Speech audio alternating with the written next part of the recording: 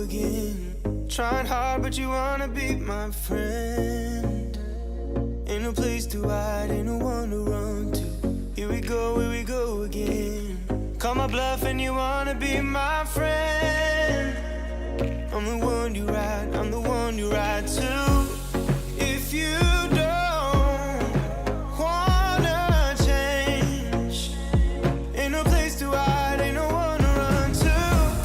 If you don't wanna change, I can help you out, I can help you out, I can help you out, I can help you out.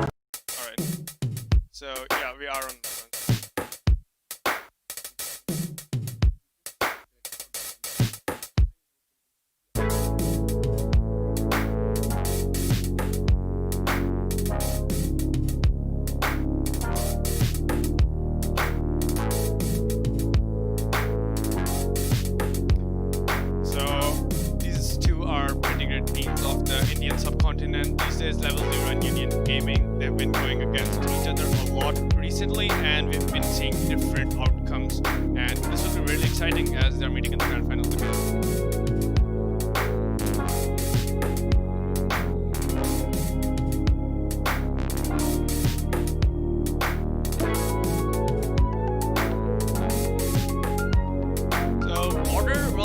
As we know, it is a dead map, right? Essentially, at this point, since it has been taken out of the pool, this might be one of the last times we get to see it. I'm glad we're getting to see it in play here. And yeah, I'm sure it is a tried and tested map for both teams. It will be interesting and a close one.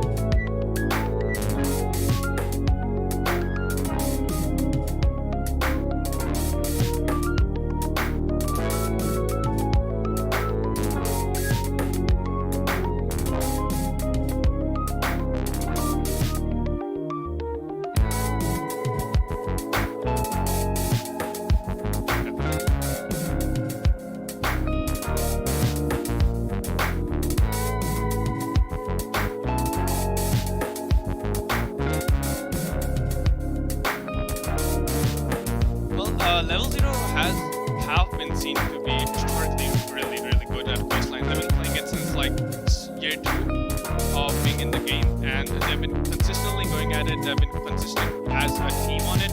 They've gone through different iterations of their team's roster and stuff, but overall, first line has been one of their key maps through and through. So we'll see how it goes up against Union today, and it is a good safe pick for LevelZero to not be thrown away on.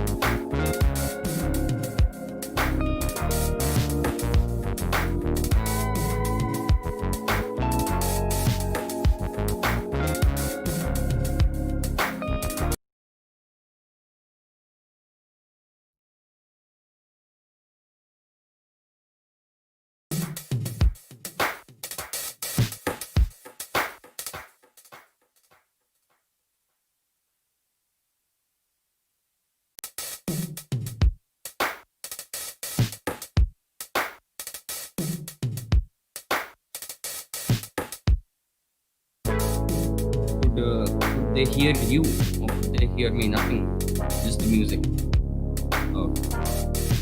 And right now,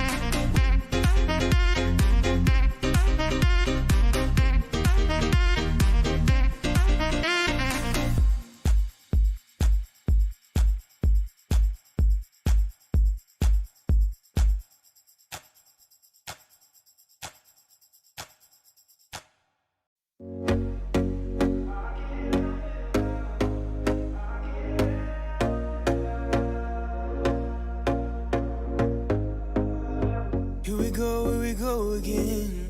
Trying hard, but you wanna be my friend. Ain't no place to hide, ain't no one to run to. Here we go again.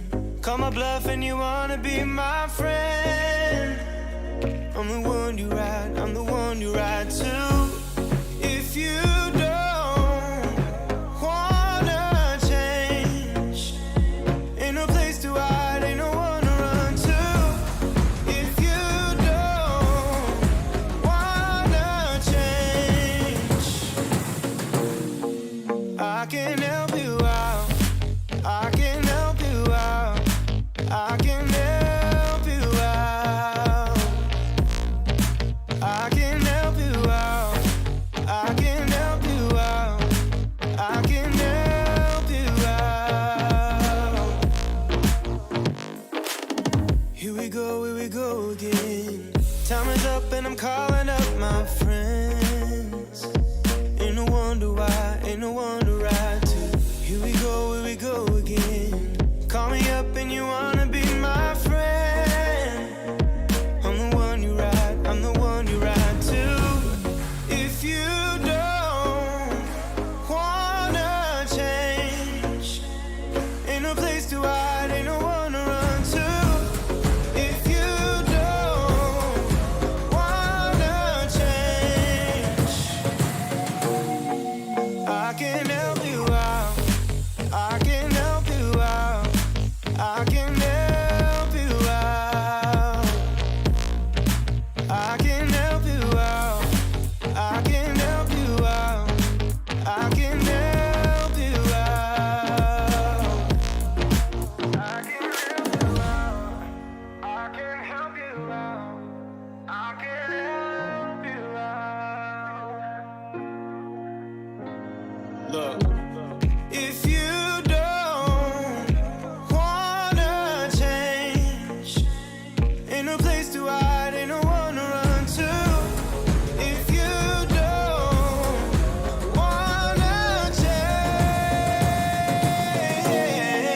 I can help you out, I can help you out, I can help you out, I can help you out, I can help you out, I can help you out.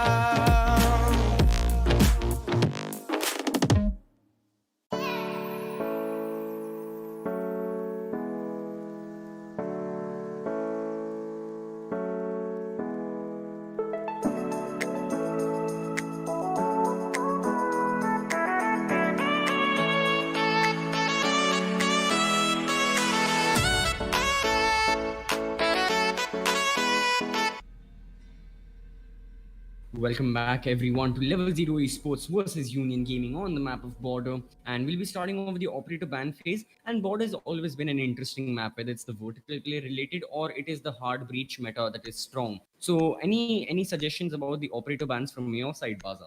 Well, not really, but we did see a lot of hard breaches get banned out since people don't like getting the armory wall open. But we will see LevelZero, or rather Union Gaming, with the first ban on Blackbeard. What do you think about that, BB? Oh, Blackbeard, definitely an interesting man, especially I'd say a strong operator, not as strong as other maps like Consulate or Cafe, but a strong operator, especially when he's playing, by sandwich on armory or attacking armory or attacking archives in general. And now we see Nomad being banned from side of LevelZero as well. So definitely not going the hard breach way. These people. So no, still, interesting bans. These support operators, they also play a major factor into seeing how the match itself falls off and goes on. So definitely interesting. Defense bans, I'm still excited about. Valkyrie being banned. So we see both Blackbeard and Valkyrie being banned, and Valkyrie definitely a good ban. On this map, I think everyone can agree. The amount of information she provides is substantial, is very much compared to other information operators like Maestro or Echo. Definitely. The amount of Valkyrie cams you can throw outside the map itself, you can just jump out, go a few steps, and you can throw the farthest Valkyrie cam that the IQ can't even reach. So Valkyrie does have quite a lot of presence that is felt by the opponents on this map, as well as they're taking out Mira. Union Gaming, do not really want to go against Amira, but considering as we do have all the hard breaches on board, as well as Thatcher, she shouldn't really have been an issue. But as far as it goes, they just don't want to deal with her. As I guess the same goes for Blackbeard, right? They just don't want to deal with these operators. They just want a straightforward game, and they went with those bans.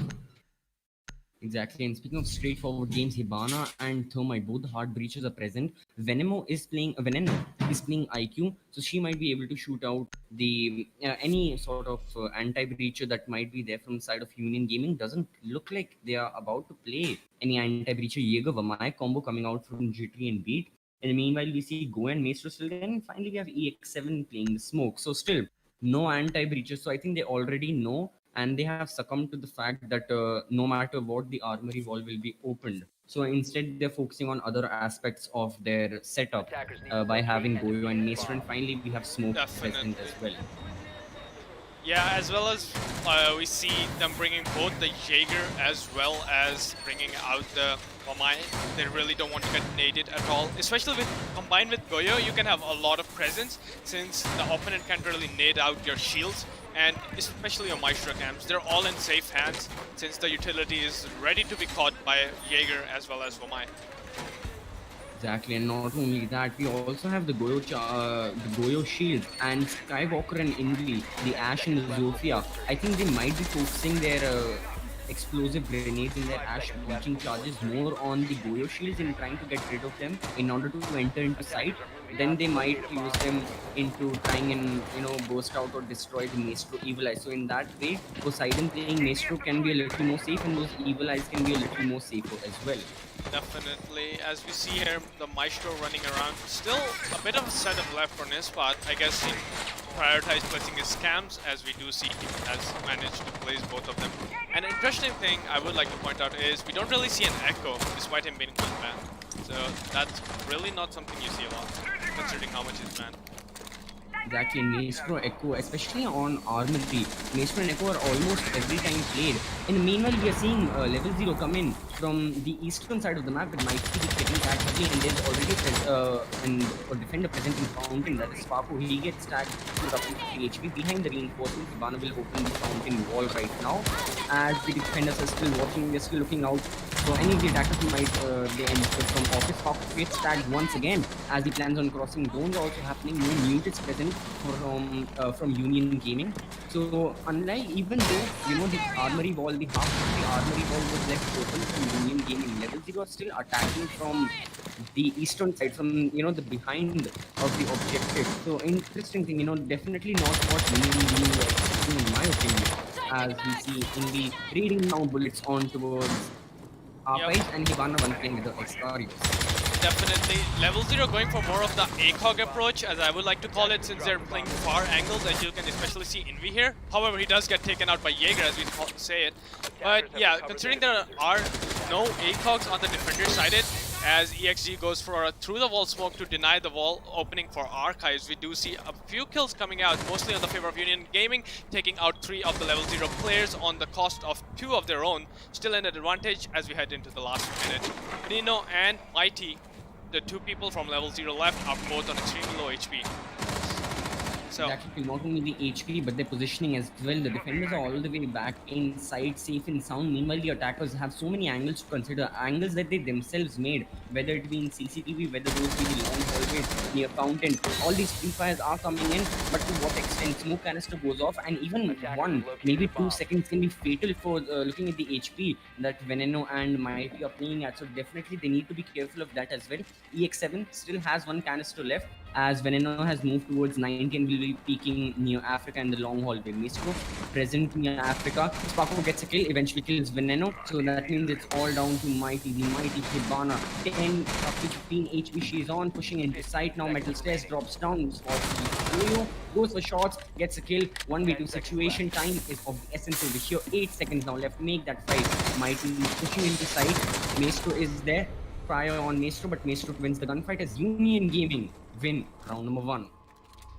Yep, definitely a lot of early round misplays, I would say, coming out from LevelZero, as they managed to get picked off early and not managing to trade back any of the Union Gaming players, giving them a massive advantage. We didn't really see a lot of utility usage being dumped correctly. If I would have to point it out, especially on the face of Thermite and the Hibana, considering the Hibana at the end of the round was out of any of her pallets without opening anything related to the site itself. She did open supporting walls, considering the 3-wall panel on the offices, but nothing really of consequence since UG weren't really affected. Instead, they were the ones who managed to get the picks.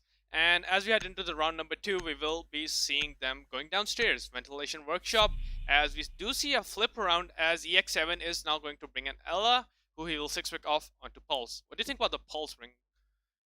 All right, both the FBI operators from the defense, the castle and Pulse coming in. Pulse definitely, can be an interesting pick. They haven't gone for any other information operator in the form of, Maestro or Echo. Like, we were mentioning previously, Echo definitely strong. Even on ventilation, Maestro is also quite strong. But EX7 chooses to play Pulse over here. As on the attacking team, I'd like to bring up Twitch is now coming out from LevelZero Esports. Another interesting play, really, I really have to see what how Twitch plays out, because apart from her, she has been picked instead of Thermite. This time only one hard feature as Mighty still continues on playing Hibana. But in the meanwhile, Twitch definitely an interesting pick. Definitely she's there. I think what LevelZero have noticed is the amount of my magnets, the amount of Jaeger ADSs that are present, and they would like to try and get rid of those. And I think that's why Slayer is playing Twitch. Not to mention Veneno playing IQ, and with her special gadget, it spots any other electrical utility that the defenders might have, and she can easily shoot them and ping them for her fellow attackers. So that's another thing you have to consider. And finally, of course, like you mentioned, we have Skywalker and Invi playing Ash and Zofia respectively. So it's still a very solid lineup from both these teams, and definitely it would be interesting to see how it pans out for these teams as well, because definitely, operator changes have happened from both sides, and anything, it is still anyone's game. This is a new site, a new objective. Second floor is still being pressured on and is still being, had control of by Union Gaming, as they've reinforced and jammed the walls on Armory, and well, 90 walls have also been reinforced from their side. Still a very second floor heavy presence from them. Yes, we do also see LevelZero trying to take control of second floor first. And as you mentioned, the IQ can spot out gadgets through the wall, but especially the Pulse on his scanner can easily get shot through, since Pulse doesn't really have his gun out when he has his scanner.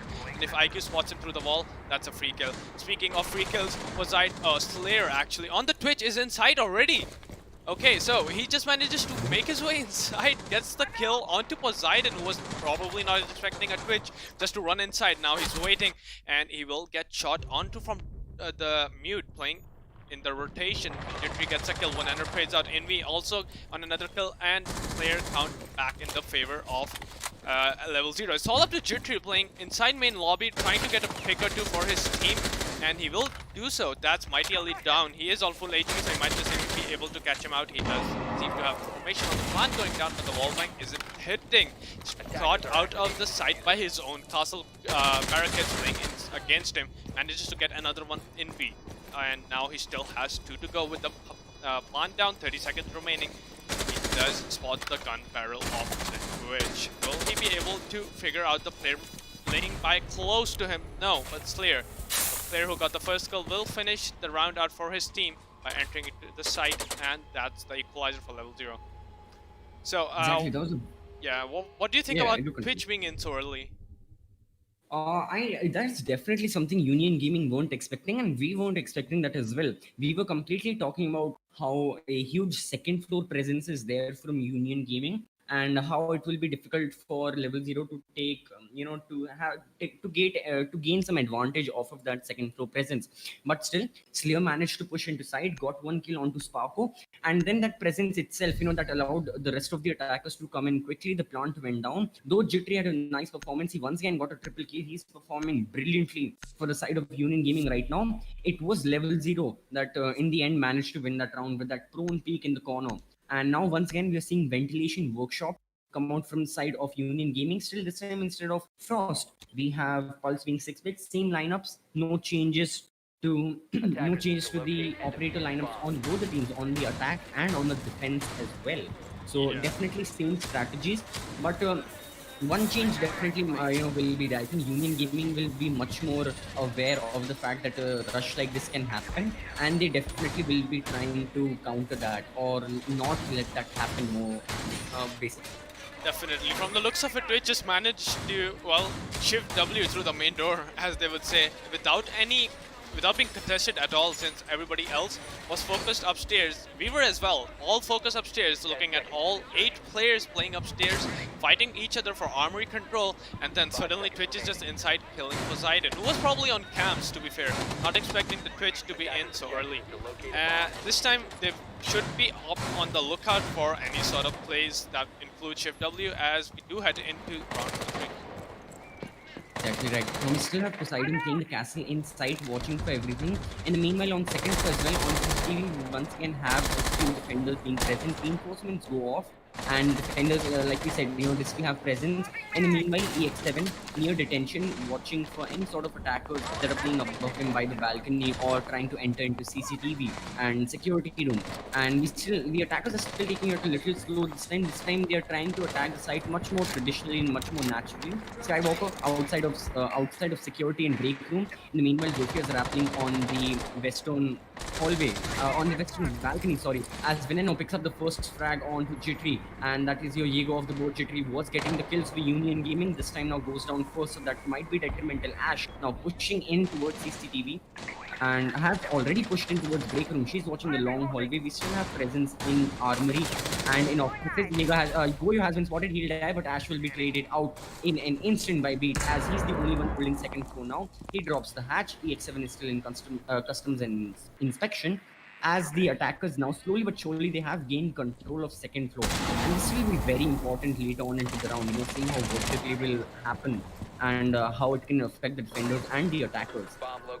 Yeah, definitely. Castle holding his vertical hole really aggressively. He has been for a while now, but doesn't really seem to be getting any kills from it. LevelZero did manage to collapse, actually, on top of on top of Union Gaming, as they did manage to get 2 kills, only losing out the Ash, which, well, a lot of people will argue isn't really important, and Pulse does waste his C4. There is a Zofia right close by him, and did manage to cross, but does he have the info? Who will win the fight? The Pulse, with the UMP not doing a lot of damage, will miss the shots and barely even nick Invi, who has managed to make his way upstairs. Veneno elsewhere will be taken out, and as we head into the last 50 seconds of the round, LevelZero does seem to have hit a stalemate again.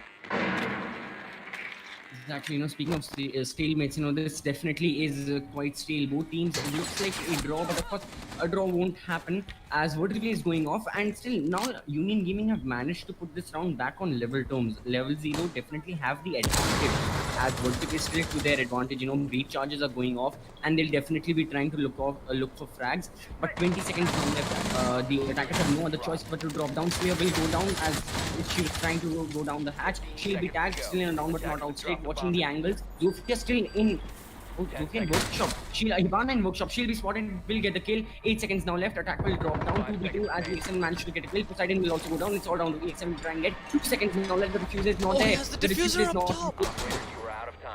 Oh, really well played there from EX7. LevelZero did manage to get some kills. The proximity alarm coming in for the first time. We did hear it go off. Apparently it isn't allowed. I'm not sure about the rulings. Yeah, right now it isn't allowed, so I think it will be a warning to side of Union Gaming. Let's hope they don't do it again. Alright, so we will be warning UG for 1, and from next round they will be getting a round loss, I presume. Yes, a round loss. That is indeed correct. Yeah, so really kind of well played there from EX7, from Poseidon, I believe, who was the smoke. Not really. Oh, actually it was Beat. Yeah, Beat on the smoke, managing to get the down but not out on the hatch. He did manage to miss a few follow-up shots, but he did manage to delay them enough, as well as forcing them to leave the diffuser up on the hatch, where it did manage to drop when he did injure the first player. Resulting all in all in EX7 being the last person in a 1v3 situation, still winning out without any confrontation, just because he had the diffuser. Actually, with that out of the way, Union Gaming will once again be going back towards Armory, as that was the initial side. We now see the Thermite and Hibana combo coming in from the side of LevelZero as they also go back to their roots and with their initial setup. We still have Skywalker and Envy playing the Ashe and Zofia, two staples of the lineup that is from side of LevelZero, and finally we have Veneno playing the IQ as well. Yeah, definitely. IQ with the G8 has, well, seen a bit of a turn with the introduction of Angle Grip, as she has been turned into a really aggressive fragger. Like, she used to be a hardly support operator, nobody really enjoyed playing her guns, but since the G8 got into the meta, she has really been seen playing a lot, especially only for the gun. 50 bullets, high fire rate, great damage. I mean, you just don't get better than that, right? The ADS time is like damaging as well. It's not as slow as other LMGs. It doesn't affect you at all. So why not bring the LMG? Exactly, it indeed is a strong gun. It indeed is a strong gun nonetheless. Still some people like using the 5.56, but still some people like using 5.56. But both those guns, I'd say they're fairly similar. From Union Gaming right now, oh, we see EX7 going down, eventually getting killed. As we still see Vamaya playing in security room. EX7 now off smoke, quite early into the round. Not sure where he got picked off, but that definitely is an important frag. As he got wallbanged, as we see his body there. Exactly, and Beat now also goes down, so security room control has been taken. Castle will get into a gunfight as he will be tagged heavily. Skywalker going down, so is in the 3v3 situation right now. LevelZero have managed to make a comeback. Oh, Union Gaming have managed to make a comeback. As a matter of fact, now Castle now in a down but not outstate. Venom is pushing, but she'll get killed. Hibana now in a down but not outstate. She'll be revived. Hibana will be killed. Iga has been spotted. It's all down to Slayer. Slayer will get killed, and Union Gaming now win round number 4. Yeah, that was definitely a mess of a round with a flurry of kills going down all at once. LevelZero missing a few shots and not managing to confirm their kills and not get trades for their players who were injured, leaving it all onto the Thermite in a 1v3 situations. And well, as it usually goes, Thermites aren't really made for that. Slayer did manage to lose that out, but it wasn't really his fault. All in all, UG played really well, collapsing onto LevelZero inside CCTV and not letting them escape, essentially making it into a kill box, right? Even though Skywalker managed to get 2 entry frags for his team, and we were looking like LevelZero is all set to get the round, Union Gaming just collapsed on them, making CCTV into the kill box, like I said, and well, getting the round win out of it. 3-1 now for Union Gaming as they are ahead.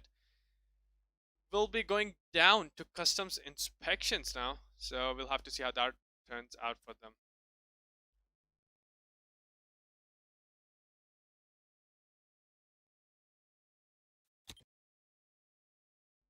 Attackers need to locate and defuse as many bombs as they can.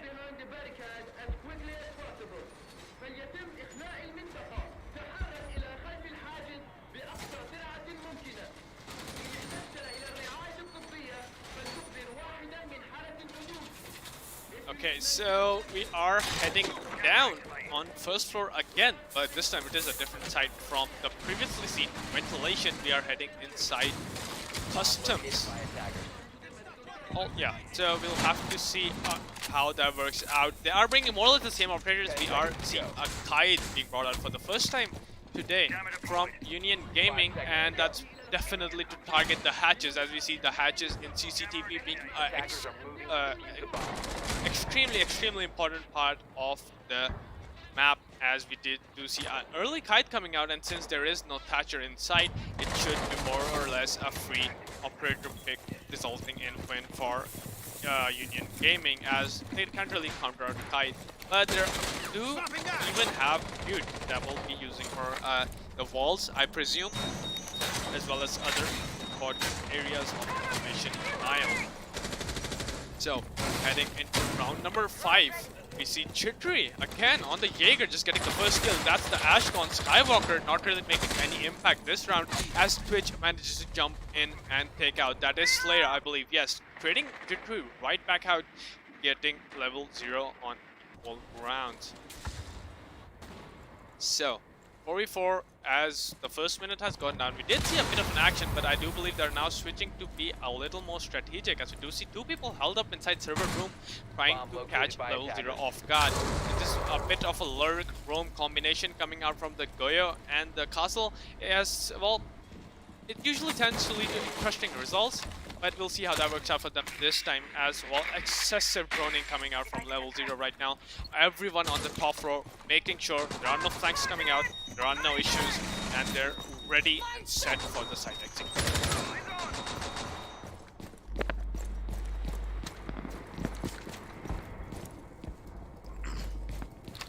A bit of sit around here. Right now, we haven't seen action for quite a bit now, but it does so happen as well. Utility is being set up as we will be seeing Ollie getting the ball open for the customs corner. EXG getting the C4 kill onto Slayer using his pulse scanner, I believe. No, he doesn't even have a pulse scanner this time, just using his mute gadgetry to exhilarating, and they will bring QG back up to the lead. The hatch still hasn't been opened since the guide definitely working out really good here. One thing I would like to point out is we don't really see a lot of TCSG being played now after the nerf. Sparko also playing the Vector, Beat playing the AUG. I guess TCSG really just fell off after the damage. That's just some of the things that happened. But however, we do see a plant going down. Beat is aware of it, but as he tries to jump out, he will get killed. So over Sparko, Bonino, and Envy holding the flanks really nicely there. It's all up to EXG and Poseidon, both outside the site, and well, it's all up to EXG now inside. Custom Inspection trying to pull up close onto the attacker, holding the angle onto the diffuser. Will try to get some shots on him, but no, Mighty Ali will come out on top, getting the kill for his team. LevelZero ever closer to a tie. The round count 2-3 now.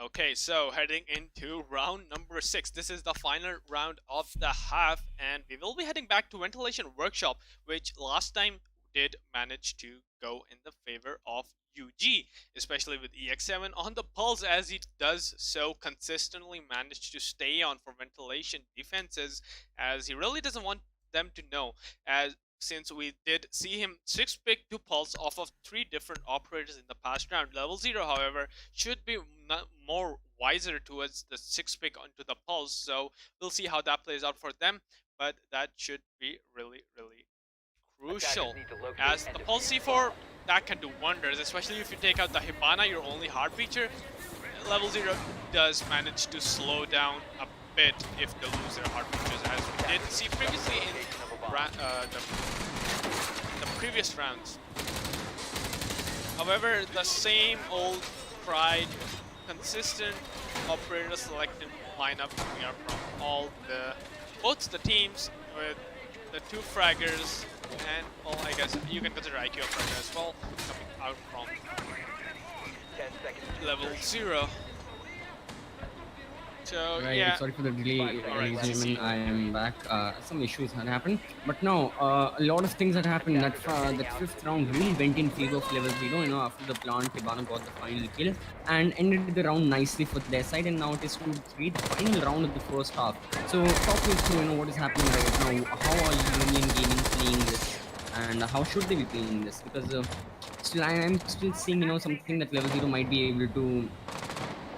Might be able to take advantage of, especially seeing how the first floor is very thinly spread out. Sparko will get the first kill on Envy, so Zofia is now out of the mix. In the meanwhile, we'll see the attackers still trying to gain control of second floor little by little. The attackers are coming in from bus, from armory side, both from the northern and the southern side, whether that be security or armory. Skywalker will pick off Jittery and will kill him, so we are on level terms now, as it's a 4v4 situation. Still, the attackers, once again trying to gain control of second floor. This seems to be like their main motive for now. Yeah, as we see here, the IQ does manage to spot the pulse out below, and the Pulse does have to put his scanner back in a hurry and run away before the IQ shoots him through the wall. We do, as you said, see a rather thin upstairs hold. I guess they did become wiser to it. From the last 2 rounds, that didn't really fare too well, considering their upstairs hold did manage to get picked apart by LevelZero pretty quickly. And yeah, so we do see EX7 now back inside, trying to find a pick or anyone upstairs, but he does manage to see 2 of them. Will he be able to get his C4 down? I'm curious to see what will happen, but we do see a front door hold from Mighty Ali. I do believe we're still sitting outside there, just waiting for any sort of rotations, any sort of misplay coming out from UG to capitalize on them.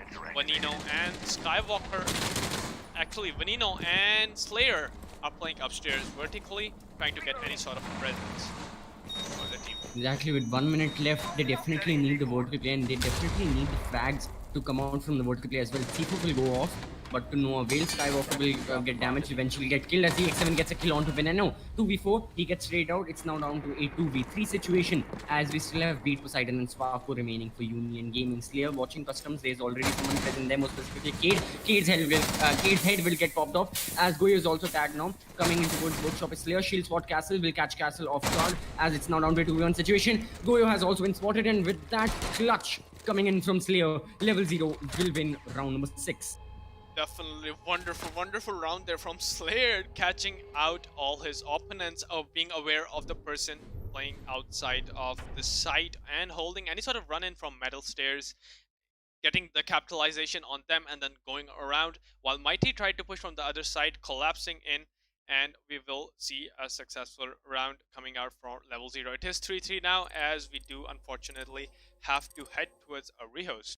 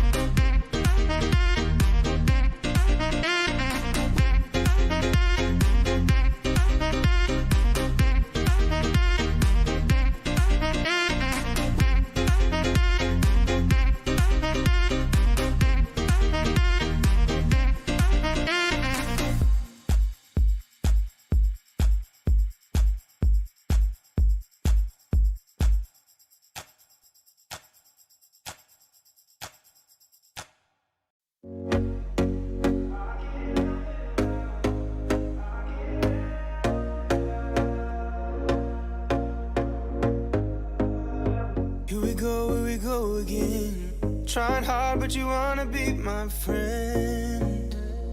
Ain't no place to hide, ain't no one to run to. Here we go again. Call my bluff and you wanna be my friend. I'm the one you ride, I'm the one you ride to. If you don't wanna change, ain't no place to hide, ain't no one to run to. If you don't wanna change, I can help you out. I can help you out. I can help you out. I can help you out. I can help you out. I can help you out. Here we go again. Time is up and I'm calling up my friends. Ain't no wonder why, ain't no one to ride to. Here we go again. Call me up and you wanna be my friend. I'm the one you ride, I'm the one you ride to.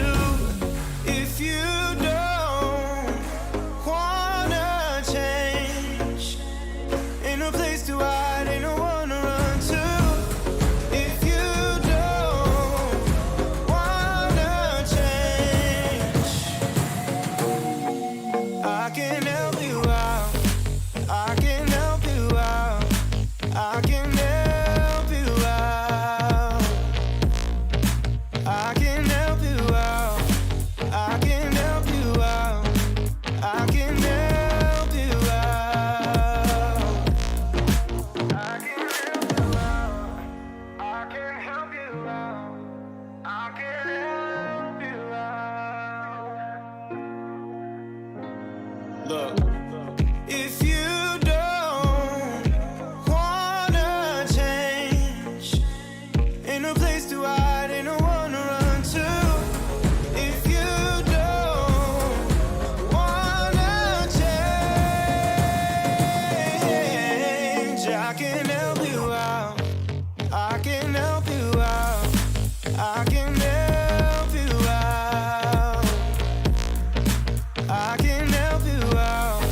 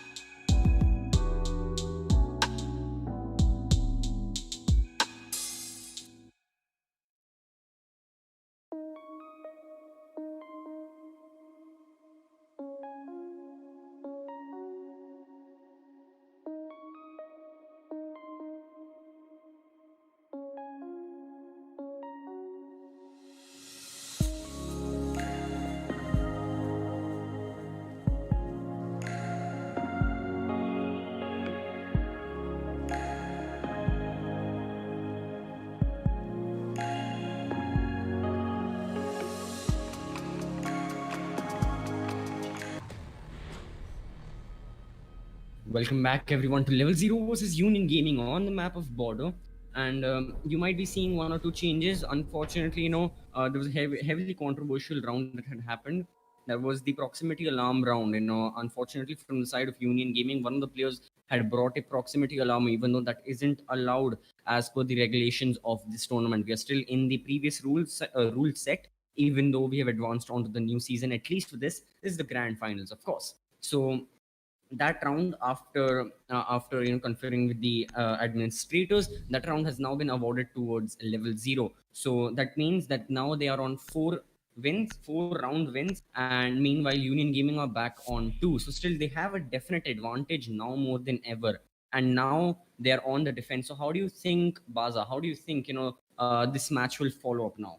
Yeah, definitely. So far, like before the ruling, we did see a 3-3 match, and it's a really close one at that too. Like not really dominating by any side so far. So LevelZero getting this round advantage will be really favorable for them, especially considering this is defending sided order. Usually, it's considered like a balance for both sides, but all in all, usually every map does considerably fall towards defensive advantage if you do look at it in any way. And considering the bans, the LVZ does have the echo they will be bringing out, we might just see the advantage go towards them. Exactly, we might definitely. And before ventilation workshop is chosen, so before that happens, we'll have a quick look at the community polls. We had asked all of you watching to vote for your favorite team and to vote for the team that will win. And we'll have a look at the community polls. And as far as the 10 community seconds to polls go. say, currently it is 50-50 in favor of Union Gaming and Level 5 Zero. seconds So left equal before votes insertion. on their side, and this definitely feels like an equal game. Attackers' Level objective Zero, is to Union defuse the Gaming, bomb. both of them are performing very well. So that's still a thing to consider about. That is very uh, very definite from both the teams, and their playstyles are also quite definite at the moment. Yeah, for sure. No real surprises there, seeing the poll come out to be a 50-50, as that's what we've been seeing so far as well. A drone coming out from EXG, trying to scout out people playing in Suicide, as that's what it's often called inside Office. And we'll see how that turns out for them, as they do have the info, they do have grenades on Sparko. We'll see if they do manage to capitalize on that. A bit of a first floor, rather second floor presence coming out there from Level Zero. That's the Bandit and the Jaeger, I believe, playing upstairs together inside Archives, with a little bit of support from inside Armory by the smoke of Slayer.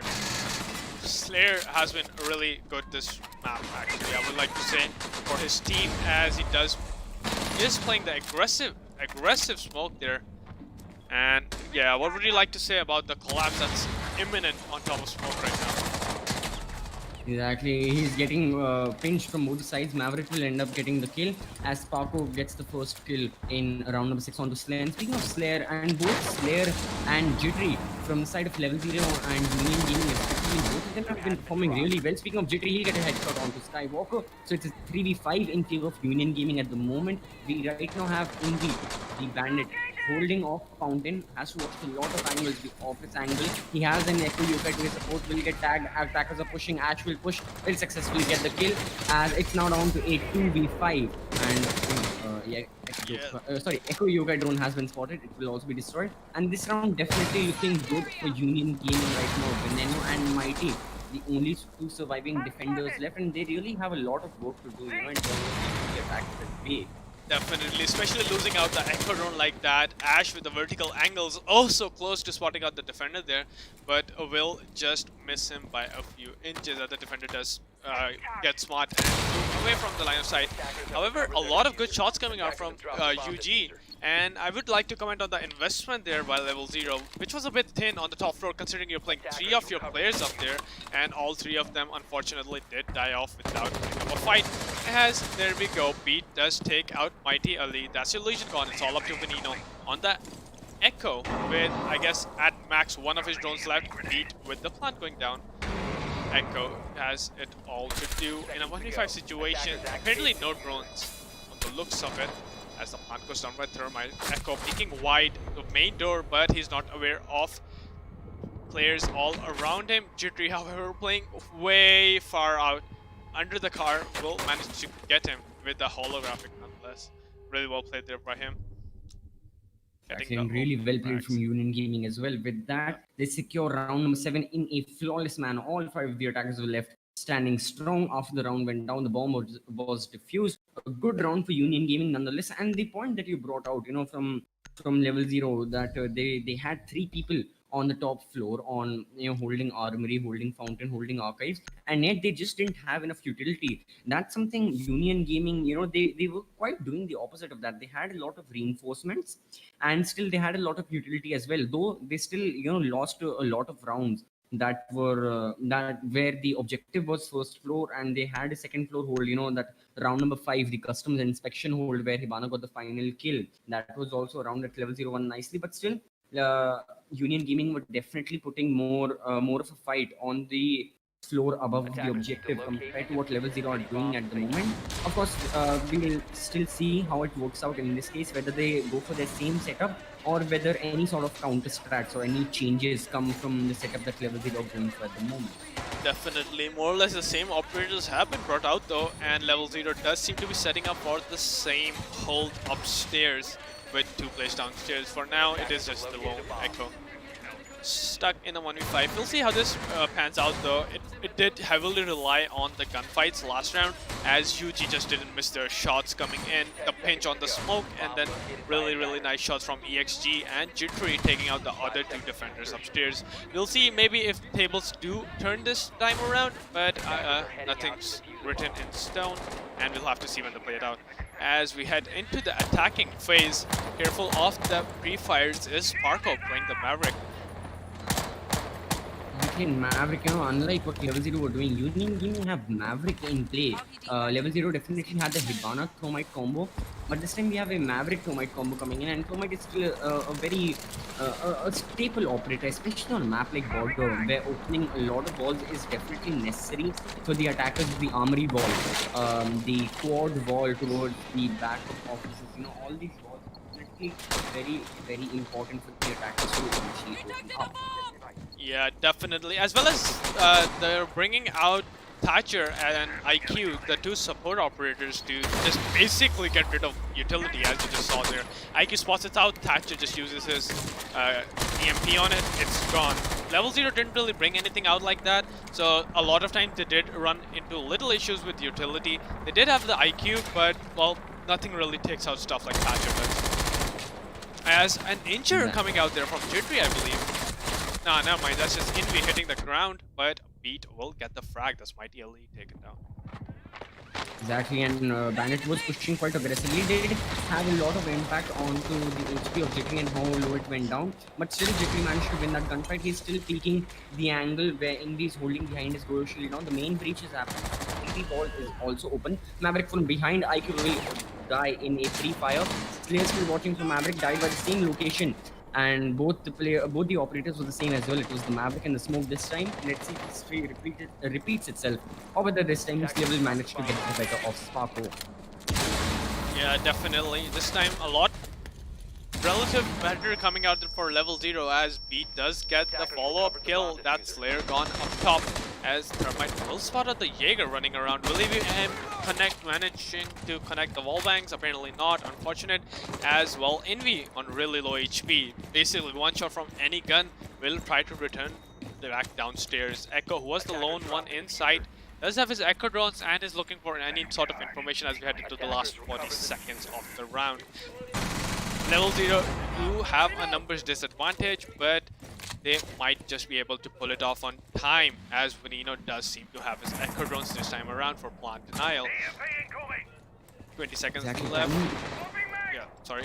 Like you said, 20 seconds left. Timing of the essence of which Veneno will be spotted. Shots on him now in a down but not out state. 7 looking out for him, trying to get the shot. Gets the final frag. 2v4 situation, but 15 seconds left. Envy will also go down. Saw down to Skywalker to try and win this round for Union Gaming. 1v3 situation definitely not favorable for him. He's now going for a flank. There is someone outside of the main entrance speaking for him. Has spotted him. Pre-fire will come in, but will get tagged. Is Diego as Union Gaming with that final kill coming in from Sparko. Win round number 8, and now they make it 4-4. Yeah, definitely Union Gaming just coming back in really aggressive. Honestly, all around, just raging to get the round equalizer back that had been stolen from them due to the use of the proximity alarm. And they're over here proving that they don't really need any sort of crutch to win out. They did manage to get really well played 2 rounds in a row, which were all in one-sided favor. That's Union Gaming, not really leaving anything to chance. You never nowhere you see that you might think that LevelZero might have won those. No, Union Gaming is coming in and putting the nails in the coffin, as they do bring it back to an equalizer of 4-4. Exactly, and before we start off with this defensive setup and we talk about how Alba and Doc are being played, we'll just like to have a quick look at the round history at the moment. And the round history has been very wonky. Union Gaming winning by enemy skill. LevelZero, they defused the bomb, they won on time. Union Gaming once again, they killed the enemies, won by that. LevelZero also, LevelZero, it's a deal when they were playing the attack that they definitely like defusing the bomb more than they like going for the kills, unlike what Union Gaming are doing at the moment. And meanwhile, in this half, still we are seeing bombs are being defused, enemies are being killed. So still a good round history from both these teams. No set patterns spotted. Usually, either teams go for frags or teams go for planting the diffuser. That might be more imminent once we play on coastline, as that definitely is a frag heavy map compared to something like Border. Yeah, definitely. You set up around your strategies around planting, but you usually don't even manage to get to that part of coastline. Everybody's just dead before that. So we'll finally be seeing them go to second floor, level 0, after losing twice downstairs in ventilation. Decide it's better for them to go back up and well, go up actually rather. And we'll see how that plays out for them this time around. More or less the same lineup. Actually, never mind. We see two major changes as we see the alibi as well as the dog being brought out instead of the smoke and the bandit. And we'll see how that fares for them, I guess. Since they do manage to get low on HP quite often, quite a lot, I guess the dog might actually be really helpful for them. Exactly. Not just that, Doc and Echo are the only two ACOG wielding operators that are there on the side of level 0, at least on defense. On defense, we never really see a lot of operators with ACOGs. They used to be, but games get changed, I guess. But still, enemy detector outside. I think that's one of the alibi prismas that was thrown, and I believe there was a specific prisma that's usually thrown on the roof by alibis to just try and distract the attackers. That's definitely a very strong one. It keeps distracting them, and they really can't manage to get away with it. And that icon is still present in front of them, and it still keeps stinging them visually. So it might be a little annoying to say. Indeed, the alibi, speaking of her, she gets tagged too and she gets healed. So this is exactly what we were talking about. Level 0 managed to get low on HP, but this time EX7's HP goes well below 0 as she dies by the hands of Skywalker. So they're still holding their ground. A lot of breaches have happened, windows have been opened, and still, just like what Level 0 were doing in their attack, Union Gaming also coming in from the eastern side of the map, from Fountain, from Quad near offices, and not attacking Armory head on. So, definitely, it's still interesting, to say at the very least. Yeah, definitely. This, I guess when you're pushing in from office, you do manage to get a bit more of map control before you actually execute on site, which I guess for most teams, it is safer when you are attacking, especially with this rotation, as you see from office to archives. They do have a bit of a free entry into a site if they do manage to grab it. That is for UG, and they can hold off the rotation as he does spot the dog. Will be taken out by Beat, but Skywalker will actually, that's a trade for the Thermite, and it's all up to Poseidon on the Thatcher. As the alibi runs out, gets the kill, level 0 back on top with 5-4 lead. Right, that was definitely an unexpected kill to end the round. I'm not sure, even Thatcher didn't expect that, and that's strong for push. He was looking out for the long hallway, but Alibi managed to get the kill, and it was a successful run out at the very least. And with that, level 0 now make it 5-4 in their favor as we head on to round number 10. That it looks like it's going to be another ventilation hold from their side. So they haven't been working out definitely in their favor for now. The ventilation holds from level 0, they lost both the holes that they went for when ventilation was the objective. Let's see if history repeats itself or whether this time they manage to win a round. And of course, it is going to be an important round nonetheless, because after winning that round, they'll gain match point. If level 0 win this, bam, match point for them, and that will help them give the boost in their morale into winning the map entirely, not just gaining match point. Yeah, definitely. As well, we are seeing a bit of a change there. We are seeing Mozzie as well as the Pulse being brought out, so they are more effective on denying UG the information that they usually get when they entry into archives, or rather armory, through the wall here. Since they can easily drone it, team it all clear, and just rush in, I do believe Mozzie will be brought out to counter that to some extent. Otherwise, they do have the Pulse to catch the running in attackers from below by the C4. But we'll have to see how that turns out for them. More or less the same lineup coming out from UG. No real changes coming out. So, yeah. Exactly. One change I'd like to mention is Veneno now playing Maestro. The previous time ventilation and workshop was held from the side of level 0, Veneno was playing Echo. And now a change, I'm not sure what he's trying to achieve. I mean, both the operators, plant denial, different ways of plant denial, but still, they are strong operators nonetheless. Maestro like going off in workshop, so definitely has plans on, speaking of plant denial, as we talked about it. So still very interesting it will be to see, how Maestro turns out instead of Echo, unlike the previous round that saw level 0 bringing in Echo. Yeah, I guess from their past experiences, they did realize they do have an IQ as well as a Thatcher. Echo really wasn't playing out for them, so they decided to bring something a little more, well, indestructible, so to say. So yeah, we'll have to see how that turns out, since IQ can't really shoot the Maestro Cam through walls, and it does provide more information. The IQ isn't shooting anything anymore since Skywalker takes her out. What a long shot there by him. Shot. Yeah, definitely. Exactly. The Mozzie already paying off. The Commando 9, a really good, consistent gun for getting those headshots, as Skywalker just demonstrating for us there.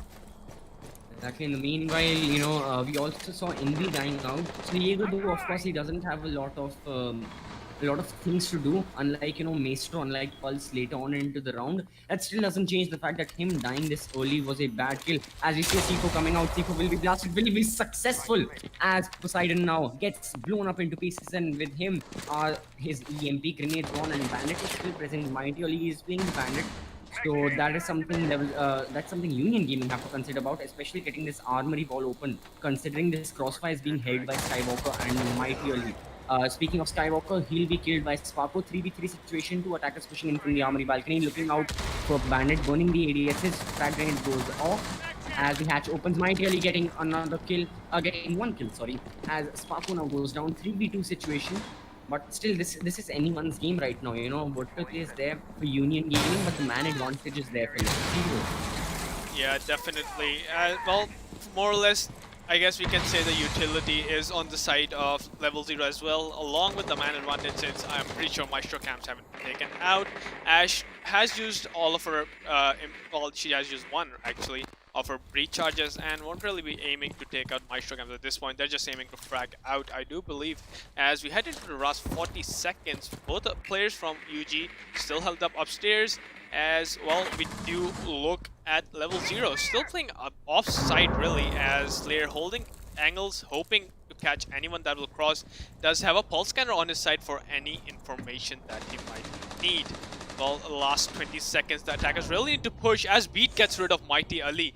And while that it does equalize us, EX7 really good on the Ash, as we have seen through his past records. He does manage to get the entry into the side. The Thermite as well will be looking to get the plant down. Wallbangs coming out from the Maestro will miss the Ash just by a hair. Veneno, however, gets the wallbang onto the planter and will win the round out for LevelZero.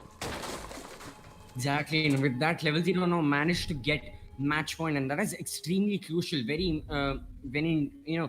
crucial, like we said, because now Union Gaming need to win 2 consecutive rounds in order to have a chance of winning this, in order to have a chance of winning this match, and in order to have a chance of just going into overtime as well, because a 2-round win, a consecutive 2-round win doesn't mean a direct win for them. However, even a 1-round victory for LevelZero means that they have won the map, and that will be good. And definitely, Union Gaming will be looking to try and win it, especially to try and win this map, as this map is their pick. They had chosen border specifically, and right now it completely looks like in favor of LevelZero.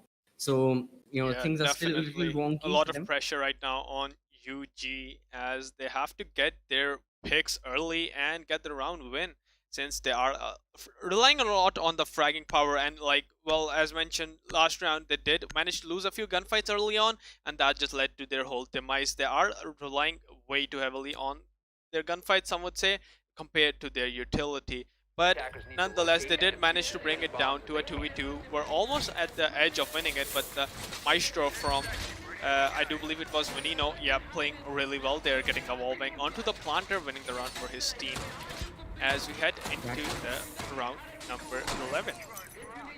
Exactly, and with that, now we see Indian Veneno once again playing Echo and Maestro. Echo was the operator that was just 6th picked by LevelZero. So I'm still trying to understand what theory exactly are they going for at the moment. It definitely feels like something like a late round, a plant denial. That is exactly what happened in the previous round, and with Maestro and Echo, both of them being present, IQ is going to be of ever so more importance, as she died in the previous round. We saw how good of a kill Skywalker got, and this time Indy is speaking those 2 walls, and he's making the bullet hole angle. So this time it can once again be, it can either be Echo, it can be IQ that loses the gunfight, or it can be any other attack that matter. Yeah, So you decide to casually run up valley, and we're still waiting for you. We'll see how that turns out for them though. Invi definitely using the ACOG to its fullest potentials. However, losing your Echo early well, it will be deficit, but since you do still have your Echo drones, which apparently you wouldn't have if you lost the gunfight, you would also be losing an Echo drone since it did have one in his pocket. That's not really something you see a lot from the Echoes, but well, luckily he did manage to play it safe, and Slayer is playing a bit aggressive, is aware of the Thatcher running around, will shoot out the Claymore as he does try to retreat back out of ventilation into a safer position. Skywalker, however, upstairs is aware of the rappel there. Exactly, over there, Thatcher, he had been spotted and one shot on his feet, exactly. One bullet landed, but it landed successfully. Poseidon's HP is now down to 80, as now we see Mozzie's HP go down well below 0 as he gets picked off by Jittery. Peeking once again, Jittery will be traded out as by Envy, as it's now down to a 4v4 situation, still on level terms of both the teams. Half the round is gone, so it's all down to the last 90 seconds that Union Gaming have to try and win this, to try and have a chance, and to try and have a chance of to stay in the map and to stay in the match, basically. Definitely looks like Envy really using the Echo for his gun there, as you don't really expect to see the roaming Echo upstairs wide swinging you on CCTV door, especially when the site is downstairs. But that's exactly what Envy did. Managed to win the gunfight, and he is still out there wide swinging, using his drone to actively gain information for him, as one of them will get shot out. It is set up inside supply for any sort of plant attempts coming out.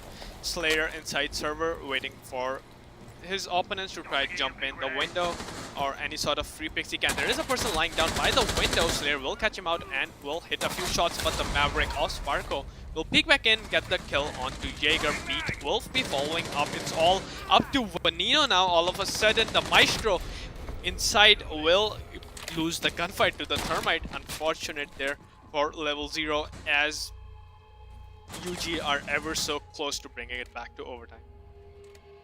Exactly, and it literally fell apart for LevelZero. It looked good for them.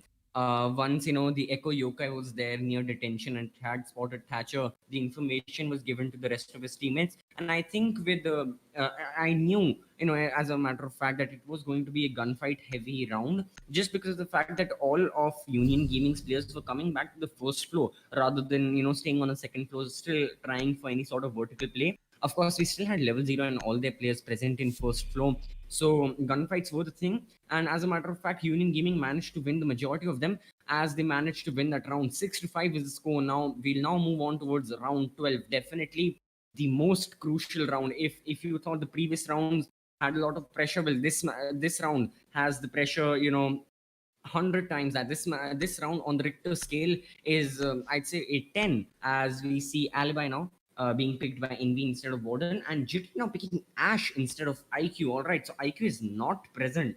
Okay, from Union Gaming. EX7 has been demoted from Ash apparently to Zofia, so we'll see how that turns out for them. Definitely a lot of pressure here for both teams, as LevelZero might just see the win just get snatched out from their hands. See, they were on match point for 2 rounds, and if they lose this one, it will be, well, it might just be really, really bad for them, considered in their terms of losing out the map itself. Well, we are seeing Armory setup. Looks to me like the same they had before. The Doc and the Alibi coming out, wide swinging, everything they possibly can. It really worked better for them last time. What do you think will happen this time, since we are seeing a change of operators from UG? Change of operators definitely feels like the strategy to go. Zofia is present, so is Ash, and I think that is there to particularly counter all the evil eyes that Veneno the Maestro is bringing, and to open up soft walls and floors also, because Ash and Zofia always have a sort of a hybrid attack. They can play hybrid vertically and they can play hybrid horizontally. They are not like a dedicated vertical player like Buck or Sledge, but they are not directly attacking like Thermite as well. So still a lot of versatility, a lot of fluidity, I'd say, present in the lineup that Union Gaming is bringing. But that is the same case with Level Zero as well, as a lot of their defenders are playing in and near sight by the objectives. So still, it's going to be once again. I honestly feel like it's going to be another gunfight heavy round, and ever more so good for us as Just her crosshair was literally on the head of Maestro, but still not going for shots. Information is Yeah, I do something believe there we was are something. definitely looking for. I guess the Maestro would have been saved if he did shoot because of the sandwich window there blocking him. The But cabinet, exactly. yeah, really close. Okay. So Mighty Ali really on the fritz here, trying to get the win for his team. He is the IGL, I do believe, for Level Zero. So a lot of pressure on him too, specifically commanding his team. As Envy will get the first pick. That's a Thermite gone really early on in the round. I did hear a Thermite charge go off. We can have a look at that. Yeah, they did manage to get the wall open though, so Thermite, I guess, did his job. We'll have to see how that works out though. He did, but still, man disadvantage is there for Union Gaming, definitely trying Envy once again going for shots and managed to tag Jittery now. And the ball right beside her is open. She has to fall back towards Armory and now onto Archives. She'll be healed once again, just like it's the same iteration as the previous round. Will be tagged heavily, so the stim pistol from Dog goes to a waste as her HP was about to go to a waste. Dog has been spotted. Dog will go to the pre-fire. Will tag. Dog himself will also get tagged. Dog now on the full HP. So stim pistols really coming in clutch. 50 seconds now left. No plant, nothing of that sort going down from any of the teams. Envy still looking out for Zofia. Thatch is also present. Envy will get the kill onto EX7, the Zofia.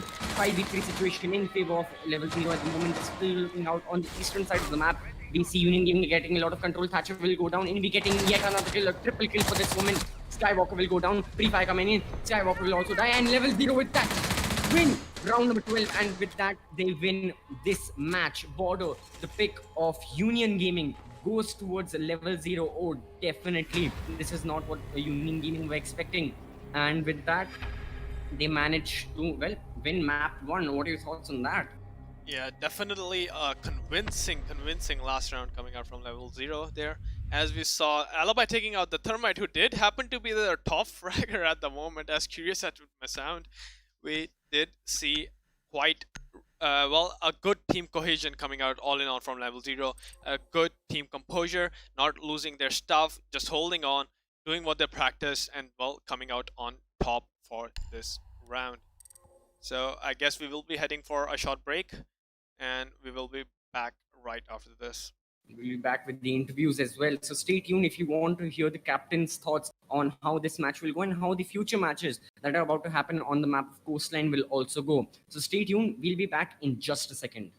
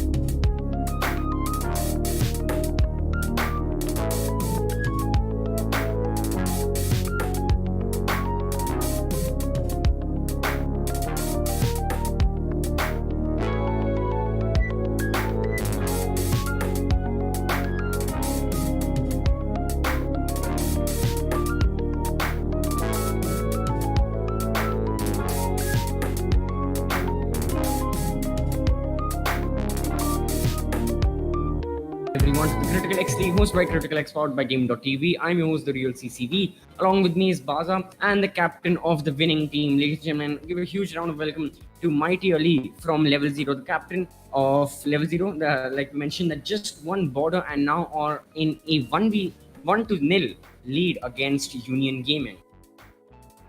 Yeah. Pleasure to be here. Okay, so starting off with the questions, Mighty, we would like to ask you, did you expect it to be so close in the end?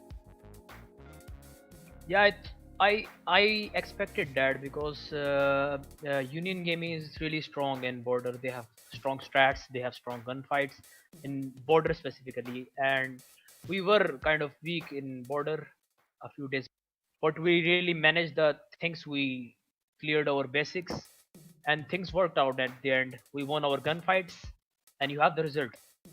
Yeah, you guys did manage to bring out on top. But however, I would like to ask you one thing. Do you think it would have outcome differently if you didn't get the round win from the proximity alarm? Yeah, it was going to be a confidence boost for them for 3-3, but the rules are the rules, and we deserve that round. So I think it's a boost for us. Yeah, It's definitely. basically a confidence boost for anyone who gets the round. It will boost their morale.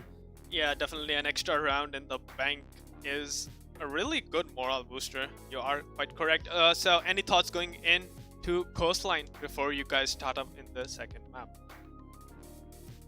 Yeah, we are going to do the same thing. We are going to focus and we are going to be coordinated. We are really prepared for it, and we will inshallah win this map as well. Okay, bold one's coming out from Mighty Ali. You guys are defending first on coastline, so good luck to you guys playing in the other map as well. Yeah. Thank you for your time here. We will be heading on towards Parko. CCV will be taking over. Exactly, and thank you, Mighty, for joining us. A great advice that you gave. And now we'll be coming with the captain of Union Gaming. Now they are on a 1-0 deficit. And well, speaking of the man, here's the man, Sparko himself, the captain of Union Gaming. A huge round of applause for Union Gaming and Sparko's team as well. And Sparko, how are you feeling after the first map is over? Yeah, pretty exhausted. It was a long run, I guess, 7-5 with the score. Unfortunately, we couldn't secure the map. Let's see what's going to happen in the second map. Exactly, and one thing I'd like to mention, Border was your pick. So did LevelZero surprise you? I mean, I still want to know what exactly happened and where did LevelZero get it right in terms of winning the match? We did a couple of mistakes and they got into it, and the timing was perfect for them. The mistakes which we did, and they covered it with their timing. I mean, it was so perfect for them, and they took some rounds Exactly, and which was in our hand. Unfortunately, they secured it. I see. And the next map is Coastline, and that is their pick. So LevelZero, always known for playing very well on Coastline, a very strong team, especially on that map specifically. So it will once again be a tough matchup. It is do or die for you. So what specific or what special strategies do you have up your sleeves to play against them to try and win the next map? Coastline is a very, I feel like, frag heavy map where you need to frag out. And it's a I guess, very small map. We can take control. And it's very attacker friendly, I guess.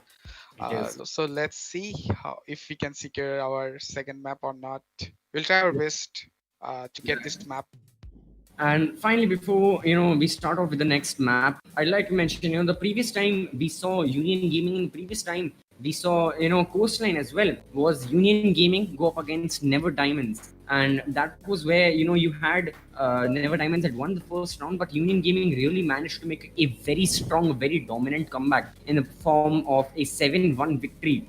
So definitely, you have the history, but so do LevelZero. It's a strong map for them as well. And one thing to be sure of is that map is going to be even better. If you thought that Border was good, well, just wait and watch Coastline, as we'll unfortunately have to say bye to Sparko, but we'll meet him in game, as now we'll see Union Gaming go up against LevelZero on the map of Coastline. Currently, LevelZero on the lead 1-0. So, and we'll take a quick break for now, but stay tuned. We'll be right back. Till then, thank you for watching.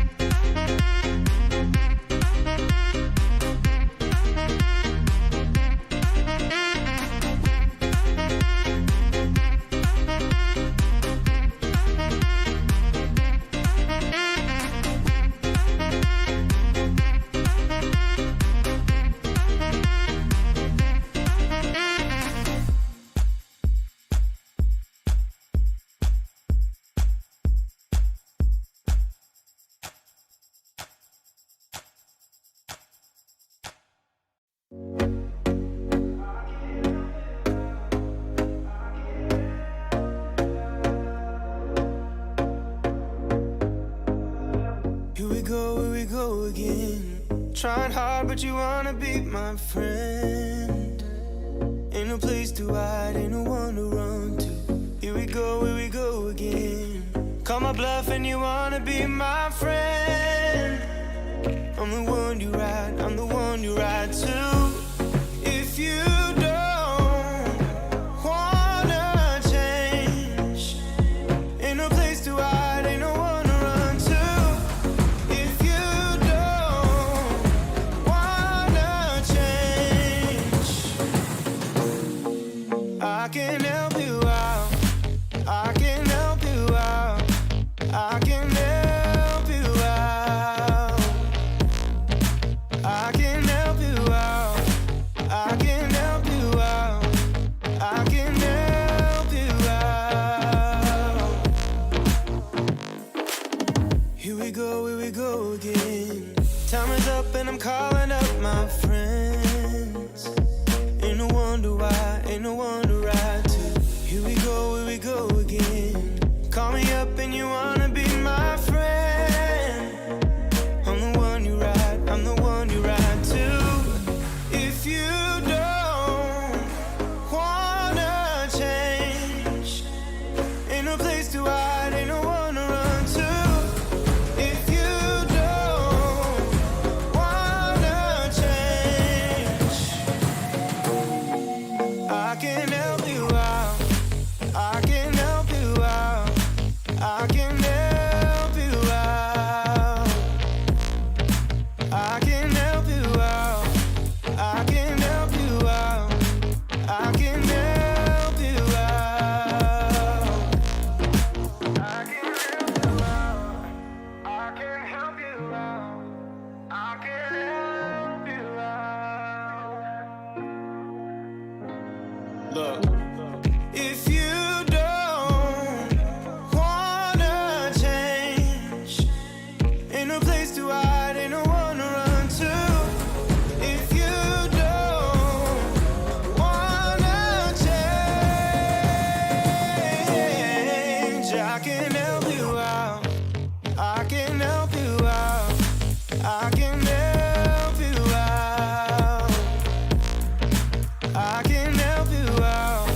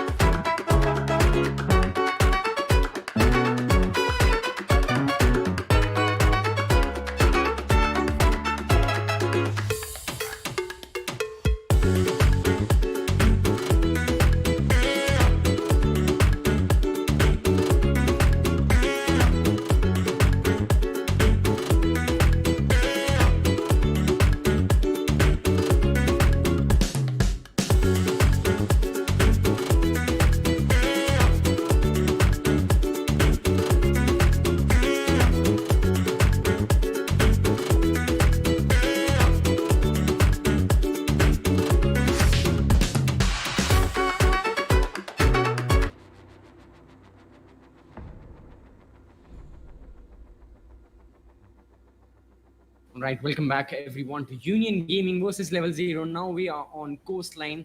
It is the pick of Level Zero. Currently, they are winning 1-0 in terms of how the maps have been going. Starting with the operator ban phase. What do you think will be the operator bans? Oh, well, I mean, I guess we probably won't see any hard breaches coming out again since Coastline isn't really known for them. Maybe a Hibana, but we might just see a Blackbeard ban come out again. We do see a Sledge coming out from Level 0, so they're not really a fan of the vertical play along with grenades. So, because, well, they can bring bug, but they won't have grenades anymore. So, we'll have to see how that works out for them. As we head into Union Gaming's pick, it is Blackbeard. And so, your thoughts on Blackbeard on Coastline? Definitely, Blackbeard is another strong operator. I personally was expecting, since support operators were being banned, I was expecting a Capita, maybe a Mountain to be banned from these teams. But no, Blackbeard is the choice that they have gone for. But still, a very important figure and a very important operator on this map. Seeing how how crucial he is on the billiards window when hookah billiards is being attacked, and on the penthouse window when penthouse theater is being attacked, and in general, a very strong operator. Yeah, definitely. So we will be seeing a Valkyrie ban from Union to follow it up. Both the Navy SEALs taken out by Union Gaming and and Goyo will also be seeing his end of gameplay for today's match, or as far as we know. So yeah, both of these ops we did see Blackbeard and Valkyrie banned out last map as well, but we did see some different bans coming out from Level 0, those being the Sledge as well as the Goyo. So, what do you think about the Goyo in particular on Coastline? Oh, Goyo is definitely an operator that Union Gaming are known for playing. They like, and Goyo still a very strong operator. In the previous round, in the previous map, I shall say, we saw how strong he was with the shields. He also has a C4, not to mention his impact grenades. Though of course the impact grenades have now been traded out for the new proximity alarm, and the players aren't allowed to use those. So C4 is what should have been used, but no point in talking about Goyo, is there? Because now he has been banned. Still a very strong ban, on kitchen holes especially. Very strong operator. He can put his shields in numerous spots, and his defenders are safe and sound. And if the attackers try and enter, oh boy, will they face hell, and will they face fire? Yeah, quite literally, since Goyo shields drop fire themselves. As we are going downstairs into kitchen for the first defense for Level 0. We will see how that plays out for them.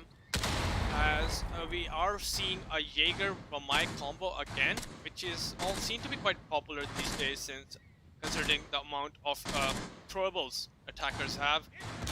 Defenders just prefer that extra security of mind, knowing that they will be safe from being naded out. But that being said, no real nades coming out, so to say, 5 from seconds remaining. UG so far. They are bringing out the bug, and he has the claim, Attackers are which heading is out to the always a sad sight to see, to be honest, personally. It really is. And speaking of Vamayu combo, Coastline is known for bringing Vamayu combo more so in Sunrise and in Sunrise and Blue Bar holes than I'd seen kitchen, and then in kitchen holes. But still, nevertheless, a very known combo all throughout the new meta. But on this map, we really see it, whether it's penthouse being defended, hookah billiards. Still, Vamai Ego is a staple for the defenders to bring. Twitch drone now present, and Union Gaming and Sparko with the Twitch are notorious for playing the Twitch. The amount of utility he can get through. This time he gets a bulletproof cam after her drone is shot out from the defenders. But in the meanwhile, the attackers coming in from both the northern and southern side of the map, not to mention from the roof as well, as Buckle now cannon opening the bathroom hatch, and eventually dropping from there. Second floor looking pretty clear, completely clear from defense. So one thing I've noticed how Union Gaming like to play second floor is the fact that they have a lot of penthouse presence and a lot of theater presence when kitchen is being defended. And that is definitely not the case what Level 0 are going for. So difference, a huge difference in strategies that that these teams follow. Poseidon will pick up the first kill onto Envy, so Mute is now off the board. Yeah, getting an early frag onto the Mute. The C4 being wasted there is usually quite crucial in terms of utility for defenders as well. Speaking of utility actually, a lot of damage has been done, as we saw earlier on. Sparko taking out the bulletproof cam literally before even entering the building. The Twitch drone doing some real work, as two of the defenders look to push up the upstairs. The Maestro is gonna spearhead the push as the IQ might be able to get the frag, and she will. Quick picks out from Billiards, gets rid of your Maestro. So those cams are essentially useless now unless you had them placed in proper positions beforehand, and well, now they're glorified bulletproof cams. Exactly. Glorified bulletproof guns. That's definitely something I'd like to mention Evil by. But in the meanwhile, we still see Poseidon playing by Cool Wife says now. Sparko will get the kill onto Venemo. He'll eventually die. In the meanwhile, Skywalker Slayer, the only two remaining players for the side of level 0. The Jaeger Vamai combo, as a matter of fact, the combo that's there. Skywalker will pick up the first kill onto Beat. Still in a lot of gunfights. He keeps surrounding from the top as well. Will get in a down, but not out straight. Will eventually be killed. As it's all down to Slayer. 20 seconds left. Diffuser has been picked up in the corner. I think the attacker is looking out. The attacker has been spotted. Profile will go off, but he'll miss the shots. Unfortunately, missing the shots on Hibana. Poseidon gets the final kill, and with that, Union Gaming win round number 1. Yeah, really, all in all, well played there by Union, and a few weird plays, so to say, by LevelZero coming out, especially using your Maestro to push up Cool Wipe stairs. That's definitely not something you see a lot of. But yeah, all in all, Union Gaming having a firm hold of the round, even from the start, and they did not let go one bit as they managed to get a pretty clean win for themselves.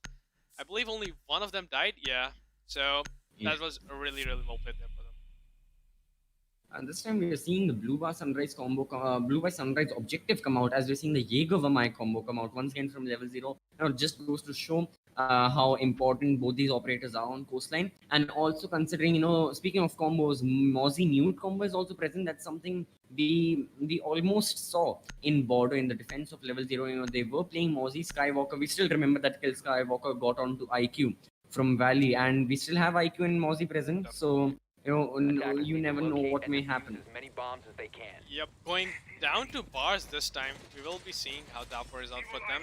They do have a lot of entry denial, so to say, for the offense, considering information denial in the shape of Mozzie and Mute. The Maestro, well, he does some of that as well, as you can just hop on the Evil Eyes, get rid of some drones here and there if you feel it's safe enough, as well as the Veneno and Invi on the Momai Jaeger combo, just holding off any sort of flashes that might come through, and well, holding off the attackers from entering the site. We'll have to see how that works out for them, as well, for the most part, a lot of attackers prefer to push into Sunrise, and that's often a close range map, and the Maestro playing there with 80 bullets in his mag will probably go in his favor as well.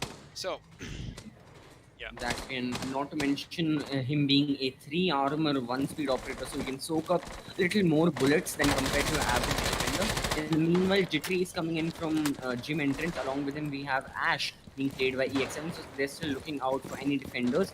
And Vamai, playing in that corner, right tucked behind that sofa. That's a very crucial corner, and a lot of teams prefer that. I've seen a numerous amount of teams play that with the Jaeger radius, with the Vamai magnets. But what the Vamai has to do then is he has to play passive. He cannot be aggressive. I believe he's being a little, not aggressive, I'd say, but still this, exposing himself is not good. He is the he's the glue that holds all of the stack together. And meanwhile, getting the first kill, Slayer getting the refrag on the Poseidon 4v4 situation now, as IQ and Maestro are now gone, and we see EX7 peeking widely. Will be met up with the Jaeger. Oh, backs off at the very moment, but Twitch is still present in main entrance, and we will get the kill on the Chitri. Jaeger has been spotted going for shots, and Sparko also might come from main entrance to try and assist EX7, though EX7, she has completely in the entrance of security. She'll regroup with Sparko in just a second. In the meanwhile, India has already moved up there. We get killed on Sparko, will eventually kill him as a headshot comes from that man. So it's now around a 2v4 situation. Now you can really see how well LevelZero are and why this map is their pick. EX7 will also go down. In the meanwhile, Beat picked up a kill onto Skywalker, so we still have Hibana left. Half the round is left. A lot of gunfights took place in the first half of the round. We now see 4 people from Union Gaming dead, 2 from LevelZero dead. So very fast-paced action, in my opinion, happening, and now it's turned into the slow, melodic play from both the teams. Yeah, it's all up to Pete to clutch it out in a 1v3 on the Hibana. It's definitely doable. She really has a really good gun. But like you said, we saw it from the opening kill of Jittery on the bug, taking out the Maestro. But LevelZero responding back hand in hand and taking out 4 players as Veneno runs in and gets the kill onto the Hibana. Will unfortunately get injured, so we won't get to see the end of round replay from his point of view. But yeah, essentially, LevelZero gets the round equalizer. Exactly, and with that, it will be interesting to see. Oh, this time they're going and they're opting for a hookah take instead of going back towards kitchen.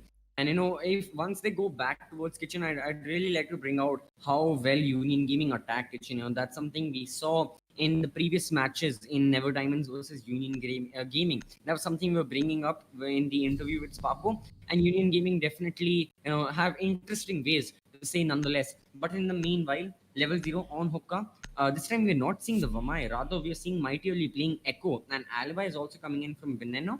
So still, a lot of operator changes. Paco now playing Thatcher instead of Twitch, and I believe there isn't going to be any 6 picks. So all the operators that were revealed are going to be the operators that are going to come into play, as we'll be heading on into the preparation phase for the defenders. Yeah, definitely. More or less looks like the same loadout operators from the both teams. Few key differences, as you pointed out, the Thatcher and the Alibi. I do believe they're bringing the Thatcher Attackers because need they're to locate done and with defuse dealing as many with bombs as they Mozzie's can. stuff. They'd rather just have the Thatcher just throw one ball down and take out everything in its radius, making it way easier for their players to enter in. Thatcher also a lot of times helps with echo drones and stuff as well. If IQ get pointed out and she can't really get to it, you can just Thatcher it. Sometimes you can even go as far as Thatchering it above on top of the roof, and the echo drone will fall down, making it an easy target for anyone. Especially, well, they're not playing Twitch this time, but yeah, a lot of times it can be used in coordination with Twitch because they are hard to spot out individually on themselves.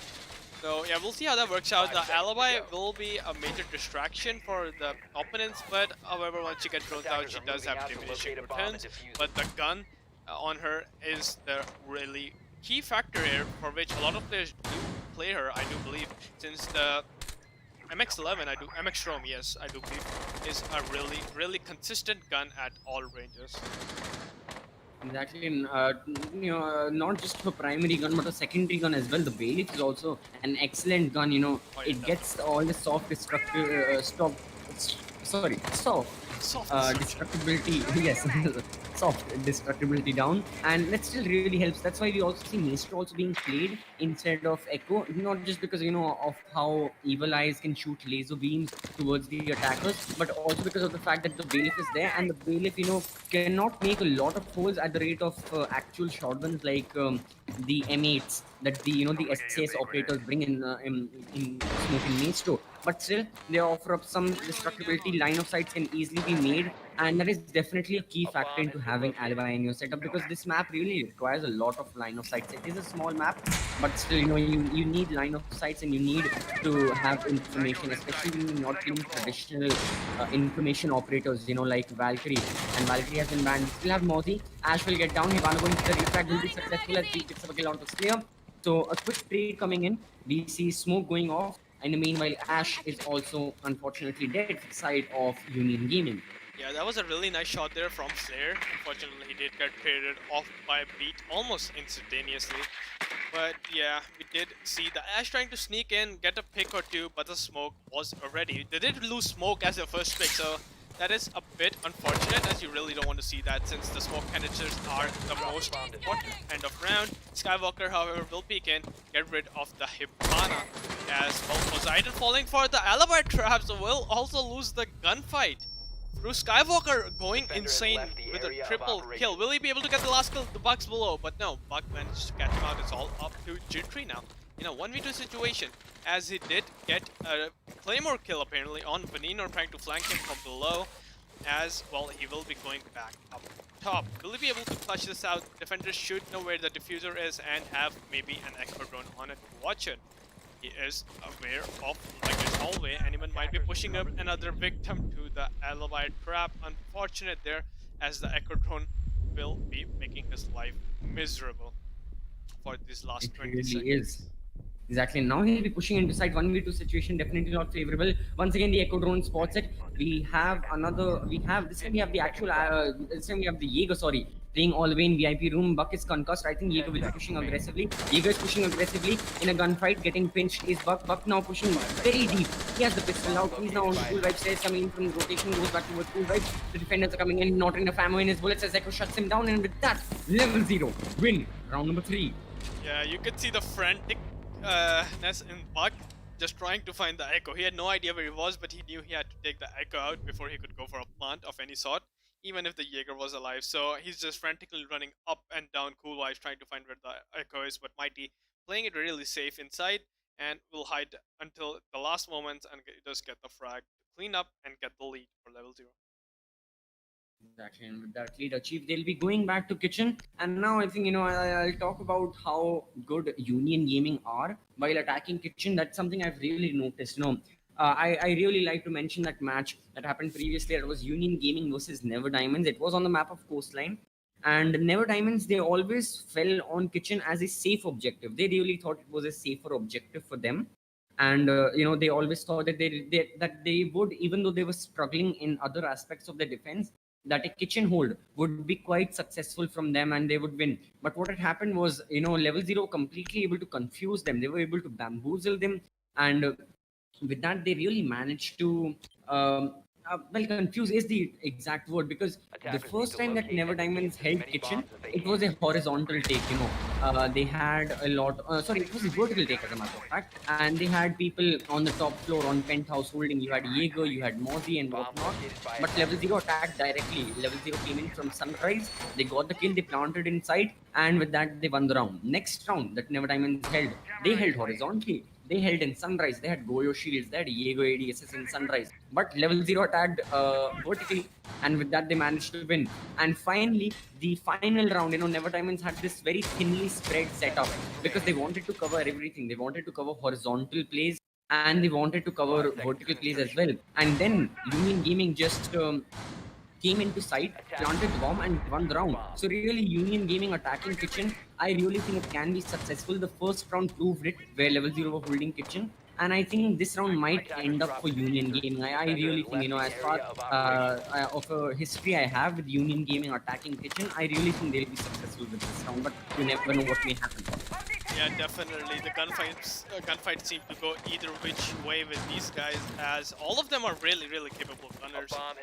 Their aims on point. We do see an extended reinforcement there. I don't know if you caught that, but we do see the hatch being reinforced above office. So yeah, they are setting up for an extensive game there. But I guess maybe the Hibana does find something to use her pellets on for once. She does, because this map really, yeah, like you said, this map isn't the best for hard breaches. As a matter of fact, I've really seen a lot of times where teams opt for no hard breaches at all, unless hookah is being defended and they know it is hookah. They opt for no hard breaches, and Poseidon really, you know, not a lot of spots for Hibana to open up, but the hatch might just end up being a good one. Ash, on the other hand, with the soft destructibility, I cannot pronounce that word right now. But VIP control has been taken by Union Gaming. Bamai is still holding behind the shield all the way in kitchen. Castle barricades to his side, a shield in front of him to protect him, and not to mention his Bamai madness nonetheless. Yeah, definitely. I guess a bit of a slow round coming out, as LevelZero aren't really keen on peeking aggressively as they usually are, and well, a UG aren't getting any chance to capitalize on that, so they're basically going for the default push, which I suppose this is, as the Buck will be trying to stay safe off of the Nitro Cell from below, staying on top of the bed, and as I say, that beat gets the first pick. That Skywalker gone, the guy who popped off last round, he will get the refrag onto Poseidon as well. So, a bit of an equal trade there coming out, considering, well, yeah, the player count, but in utility-wise, taking out the Hibana that early, they might have a need for it, they might not. We just never know with this map, which is Coastline. The Echo drone, however, coming up for support. The Buck didn't spot it out, but the IQ didn't spot it out as well, apparently.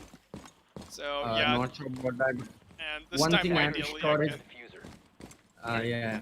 One thing I'm sure is the Echo Yokai drone definitely going for the Buck. You know, in the previous round, it was definitely going after both the Yokai drones were on Buck and trying to concuss him. And even this time, so definitely they're trying to haunt Buck. They're trying to make him, you know, desperate. And Sparko will get the first kill, though he'll be spotted pushing in towards reception. Now will catch Castle off guard as he gets yet another frag. The attackers are coming in, and this frantic, behavior from Union Gaming might end them winning the round. Indian Mighty, two remaining operators left. Or in the really in a bad position, was pinched from all the attackers. It's all down to Mighty. Mighty will pick up the first kill. He's looking out, has been tagged. 2v1 situation will get yet another kill. This time onto Jittery. So if the attackers on thin HP, but so is Mighty. He'll now be peeking wide. Yeah, both on low HP, but the laying down Ash managed to get the kill. It's always like really amazing to see how all of a sudden Yuji is just inside. Like they'll be offside way too far away, and then 2 seconds later everybody's inside. The coordination in this team is really something else, as all of them rotate equally together at once, and they just collapse on their opponent, just shredding them to tears when it all comes down together correctly, as it did in this case, as we saw Sparko getting the entry frags in for his team, even though it was the last 15-20 seconds left at that point, but those were still one of the starting kills, and then the rest of the team, EX7, Beat, Jittery, all running in, taking control of the site, shutting out the defenders out of their own home, and getting the win for their team, equalizing 2-2.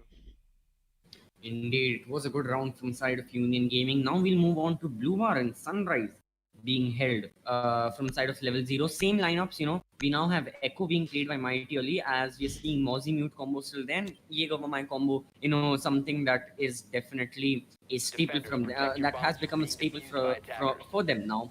Sparko now not playing Thatcher, and that's a mistake. The previous time he was playing Thatcher, he got killed. But I think instead of Jackal, he should have played him. Jackal, though he's a very strong operator, I'd like to point out how Envy and Indian Veneno are playing towards the gym entrance on towards the northwestern side of the map where my place. You can see those two ADSs are there, not to mention the numerous amount of my magnets that will be thrown out by Veneno. And that is something Union Gaming can really take advantage of.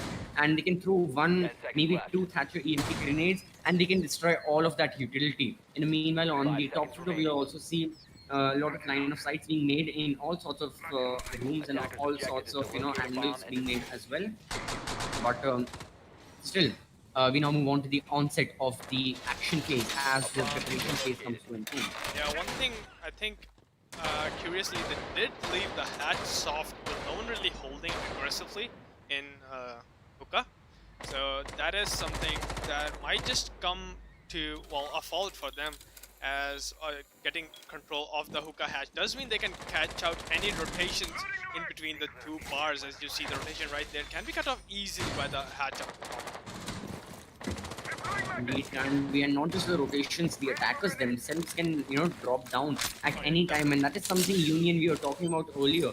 How instantly they push into site and then they capture site, and with the hatch being soft and Buck being played by Jittery, once he opens that hatch with his skeleton key, it really can be cause for a fire for LevelZero, a literal fire for their setup, as they won't be able to watch all the angles. Buck will come down, maybe people from Pool Vibes as well, seeing how Jackal and Hibana are playing, and then Sunrise can also be attacked. So still unsure what may happen, as we will now see Jittery coming into billiards, a lot of vertical holes being made.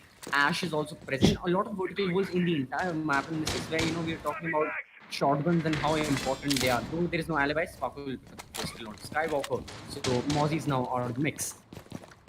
Yeah, taking Mozzie out of the competition. Skywalker is kind of a threat really. If he pops off, he does take a lot of team members from Union with him, as we saw in the couple of rounds in the last game, as well as the one of the earlier rounds in this game as well.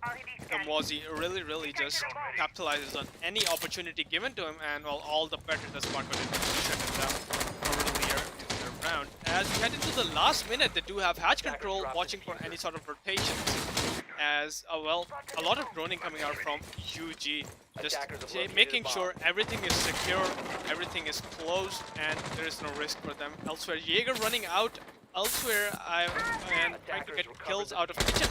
Door will manage to light up the IQ that is beat low HP now. As 40 seconds left, time is of the essence. We are Mighty Ali will pick up Sparko, so he will equalize as attackers are coming in from the pool right stairs. I'm not sure Jaeger picked that up, as Jittery is still looking out for any defender he may spot. Hatch has been dropped by EX7. Hatch is exactly what we were talking about Union Gaming's attack. He'll pick up the kill onto Mighty early. 4v2 make that, a 4v2 situation indeed, as Vinena also dies. So 15 seconds left. Definitely a huge bonus to Union Gaming at the moment, but a bonus to level 0 as well as 15 seconds left. The diffuser is with Poseidon. She's coming in. She's already in. She's planting the diffuser and will get the first kill onto beat. But EX7 is already watching that. Jittery will keep fight. Jittery will get the frag. No, it is Envy who wins that gunfight. 2v2 situation, make that a 2v1. Slayer there. Slayer spots Ash. Slayer in and down, but not out. Slayer fall down to Poseidon and Slayer. 1v1 situation. Poseidon's already moved way back. I'm not sure she got the information on Slayer and where he exactly is. 30 seconds on the clock. It takes 7.5 seconds to disable a diffuser, and I'm not sure, Slayer is diffusing it. Might just stick it. He is going to stick it. He will get the defuse if Second, Hibana doesn't act in time, but she will. Oh, that was really close. Beautiful. That really was very close, really come down to the minuscule amount of seconds. And that shield also there for Poseidon, if she just completely fired on that, definitely would have been a very good thing for Slayer. But Union Gaming still managed to win it, as with that round mix, we'll now move on to round 6. That's going to be a hookah hold and final round of the first half of the defense of level 0, the attack of Union Gaming. Yeah, that was really close. The small little Hibana hole really just saved the entire round there. Really well played there for Poseidon for timing it, and I do believe that was one of the only options left at that point for level 0 to try to stick for the defuse. They had no idea where Hibana was, which she was playing really secure, by the way, all the way across site. We did see a bit of a potato coming out there from the mute, but he did manage to get the kill on EX7, who had no idea there was a mute right behind him. So level 0 almost coming close to a clutch, but a really good execute there by by UG, and a really good closer there coming Defenders, out from the protect your bombs from being defused by attackers. Alright, now we move on to round 6. This time once again it's a hookah hold. Rotations going in.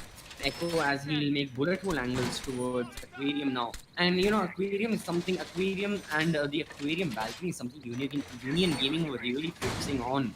As in the previous hookah hold, Slayer really popped off. Slayer, he got the kills. Eventually, he died by the hands of Jittery when he was trying to go for an extended run out. But still, all those kills on Ash, on IQ, really made him a very strong asset for level 0. And let's see if that's the case right now. Once again, we see Veneno playing the alibi as we are back with Mighty, still playing the Echo. We have Envy playing the Hero, and finally we have Slayer playing Smoke. On the attacking side, same lineup, no changes to the attacking side. Sparko still playing the Jackal, not changing back to Thatcher or to Twitch. Twitch is definitely an operator that Sparko likes to play, but that is not the case for now. EX7 coming little southern side of the map, from main entrance on towards the Aquarium balcony, and just goes to show how heavily Union are focusing on Aquarium balcony and trying to gain control of that.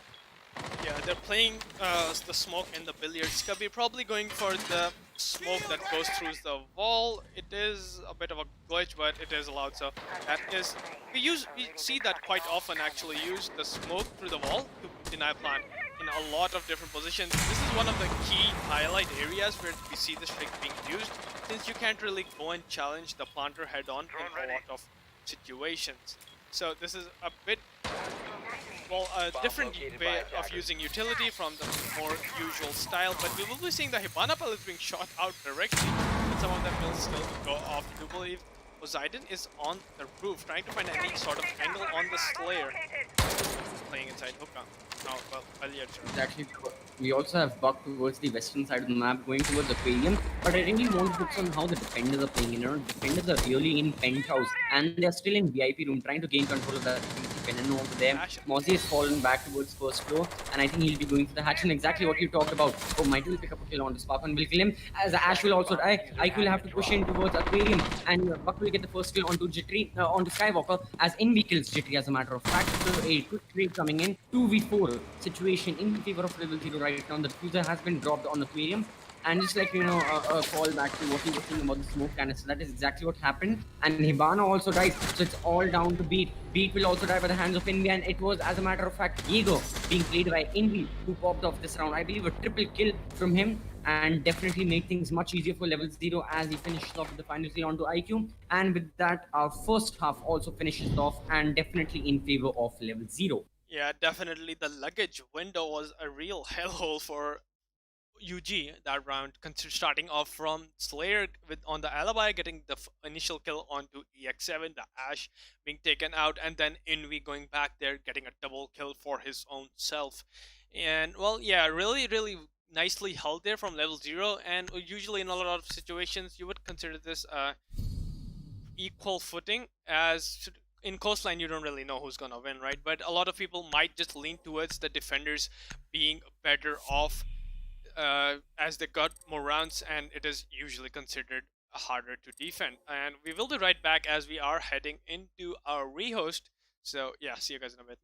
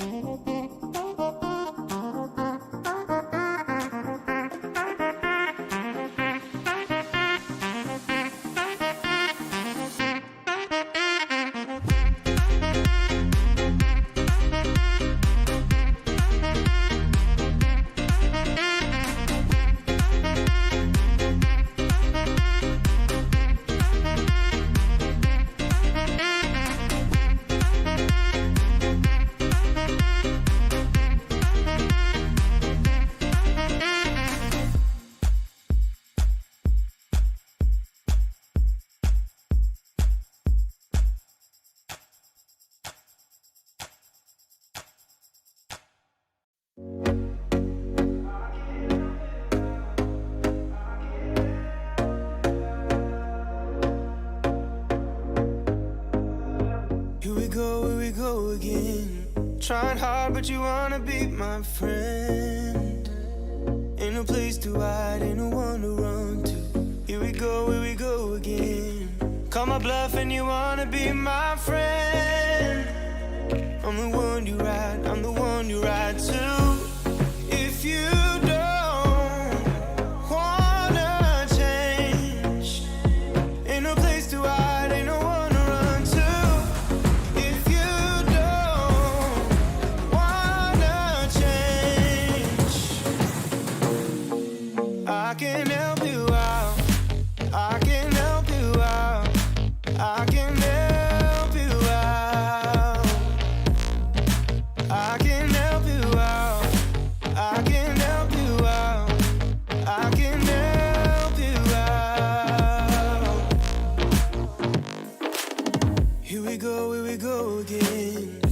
is up and I'm calling up my friends. Ain't no wonder why, ain't no wonder right to. Here we go again. Call me up and you wanna be my friend. I'm the one you ride, I'm the one you ride to. If you don't wanna change, ain't no place to hide, ain't no one to run to. If you don't wanna change, I can help you out. I can help you out. I can help you out. I can help you out. I can help you out. I can help you out. I can help you out. I can help you out. I can help you out. Look, if you don't wanna change, ain't no place to hide, ain't no one to run to. If you don't wanna change, I can help you out. I can help you out. I can help you out. I can help you out. I can help you out. I can help you out.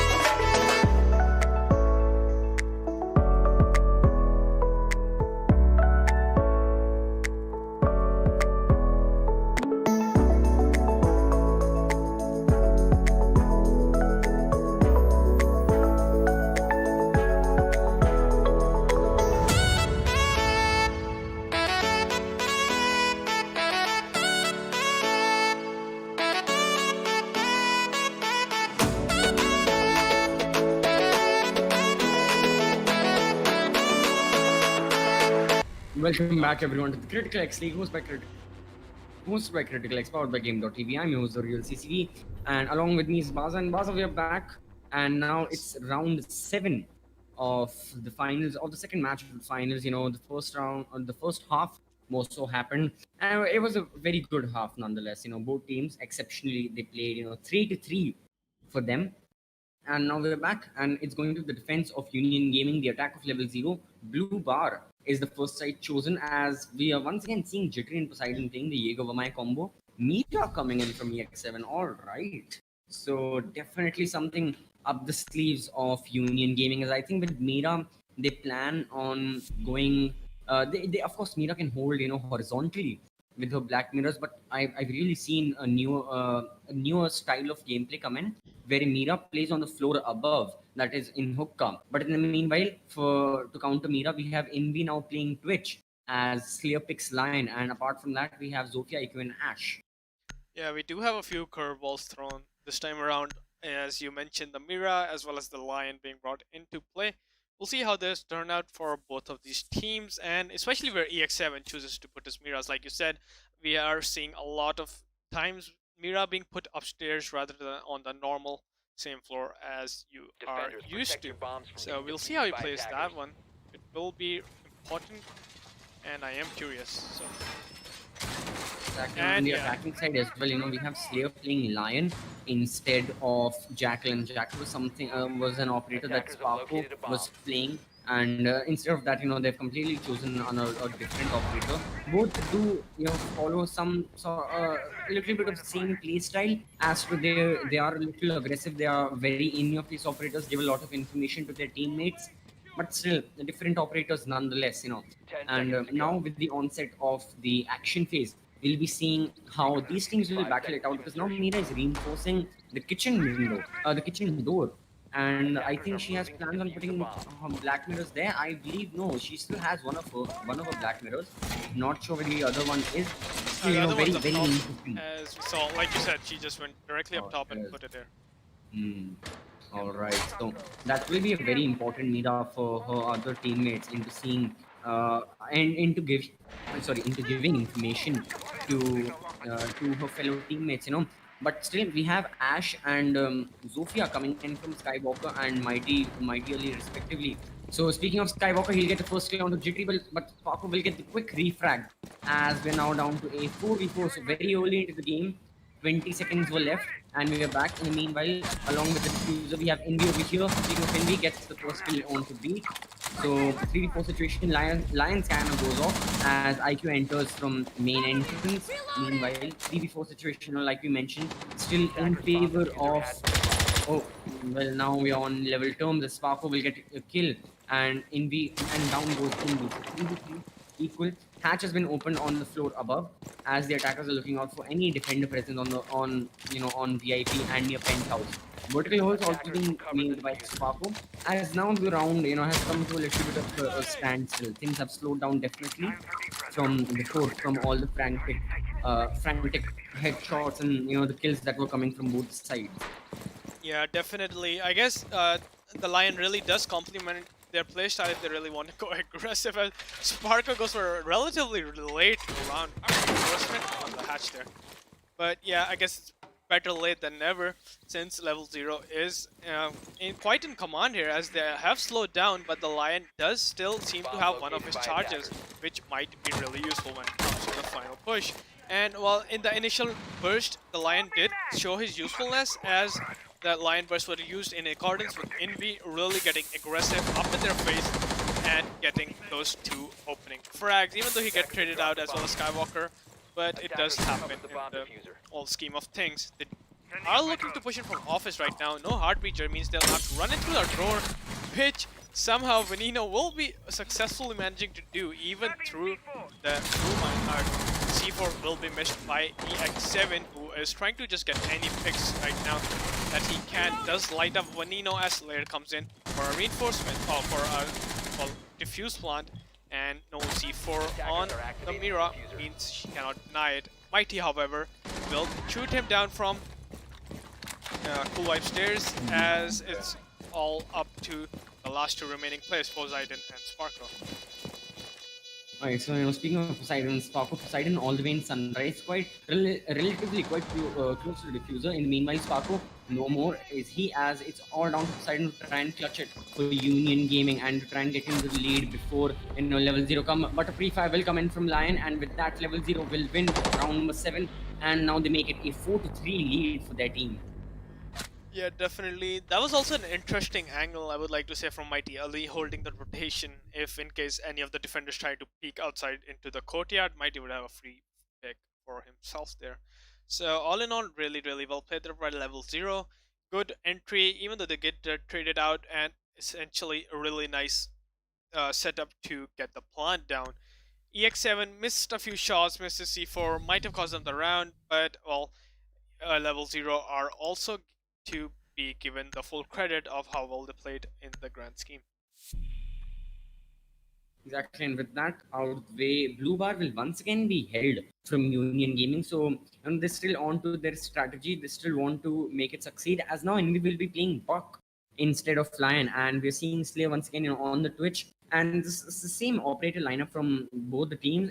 Just a matter of one change, that is Envy now on Buck. So definitely, LevelZero focusing more on vertical gameplay because Sledge is banned and Jittery in while Union Gaming were attacking, they were really focusing on Defenders, vertical protect play. your They bombs from managed to being get a defused lot by of kills by attackers. vertical play, but LevelZero weren't focusing on that. So I think with that they definitely will now. Yeah, we'll see how that turns out for them. Right now, no lion, so they might just be setting up for a proper push all around this time. No real aggressive bursts of pushes in the early sector of the round. Let's see how that works out for them. However, as well, another defense in the double bars, like you said earlier on. More or less the same lineup. I guess we are 10 seeing the seconds Ella left now, before and a insertion. bit of a role swap there for UG. We'll see how EX7 fares on seconds the remaining. Ella. I believe they're bringing her out for as a sort of plant denial, since you Attackers can are heading often out throw to her defuse the mines bomb. right at the person trying Attackers to have plant lost the bomb and deny diffuser. plant. Attackers recover We'll the see how bomb that goes. diffuser. Exactly, and with the being present, Rome is also there. That Union Gaming and Opto and Rome is desperately they need because this is a smaller map, a very small map as a matter of fact. So it isn't quite quickly. So it is quite quickly that the attackers managed to get a lot of control. We saw Lion coming into office to control of that main entrance was taken control in the previous round. Twitch came in, killed the operator killed the defender in kitchen to control of that as well.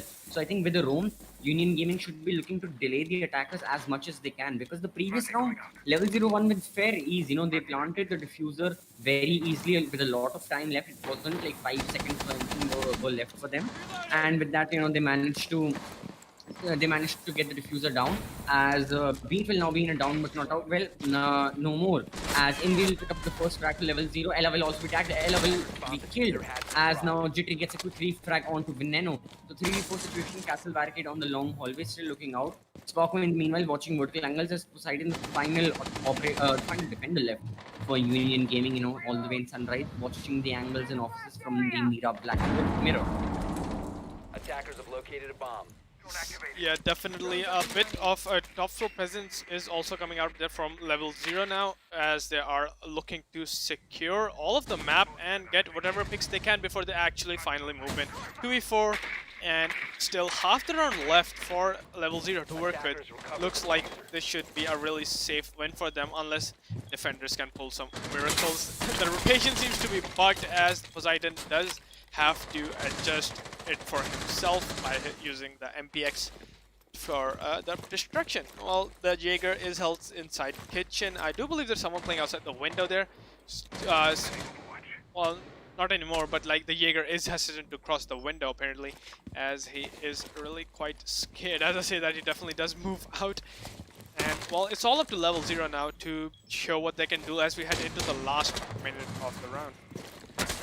Exactly, and with that, Jittery, the Jaeger also comes back, caught open in the courtyard as the attackers are definitely around for him, will fall back to the long kitchen hallway. Poseidon still keeping the attackers at bay in Sunrise as Jittery will pick up yet another kill, this time onto Slayer. So it's back down to a 2v2 situation, but in the previous round we saw Mighty early playing the Zofia, got a kill onto Mira from behind. Whether she'll be able to reproduce something like that is a question that will be answered in the next 22 seconds. Mighty will drop. With her we also have Buck dropping down, and she's watching out. She'll be tagged heavily, Poseidon, and Jittery gets a kill as a matter of fact. So it's all down to Zofia, and the tables have definitely turned in favor of Union Gaming. It looks like they'll be winning this round, and with a few seconds on the board, Ella Mine also goes off. Zofia not in the best position, 3 seconds left, goes for the fire, gets one, but Poseidon is still there, and the time runs out, and with that, Union Gaming win round number 8. Yeah, really well played there from Union Gaming, playing all their cards right, getting the kills one by one, isolating gunfights, and well, in the end, just coming out on top. Ali did come a bit close to getting the kill onto the last two people. However, well played there from Omai, just hiding in the corner, not peeking, not making any sound to give away his location to the Zofia. So all in all, a bit of a throw there in some cases by LevelZero, but essentially really well played by Union Gaming, getting the 2v4 for the equalizing round, 4-4 now on Coastline. Exactly, and with that, we'll move back to Kitchen and Service, being held by Union Gaming as Beat is once again playing the Mira. So Mira, an important operator that I've seen that Union Gaming are bringing for that counter. Twitch is being played by Slayer, though I don't think she was able to open up any Mira Black mirrors. in the previous round. Thatcher also present down by Skywalker, though we are not seeing any hard breacher there. So Thatcher is just there to, destroy all the electrocutive utility that the defenders might be bringing, alibi prismas Protect your or bombs. Jaeger.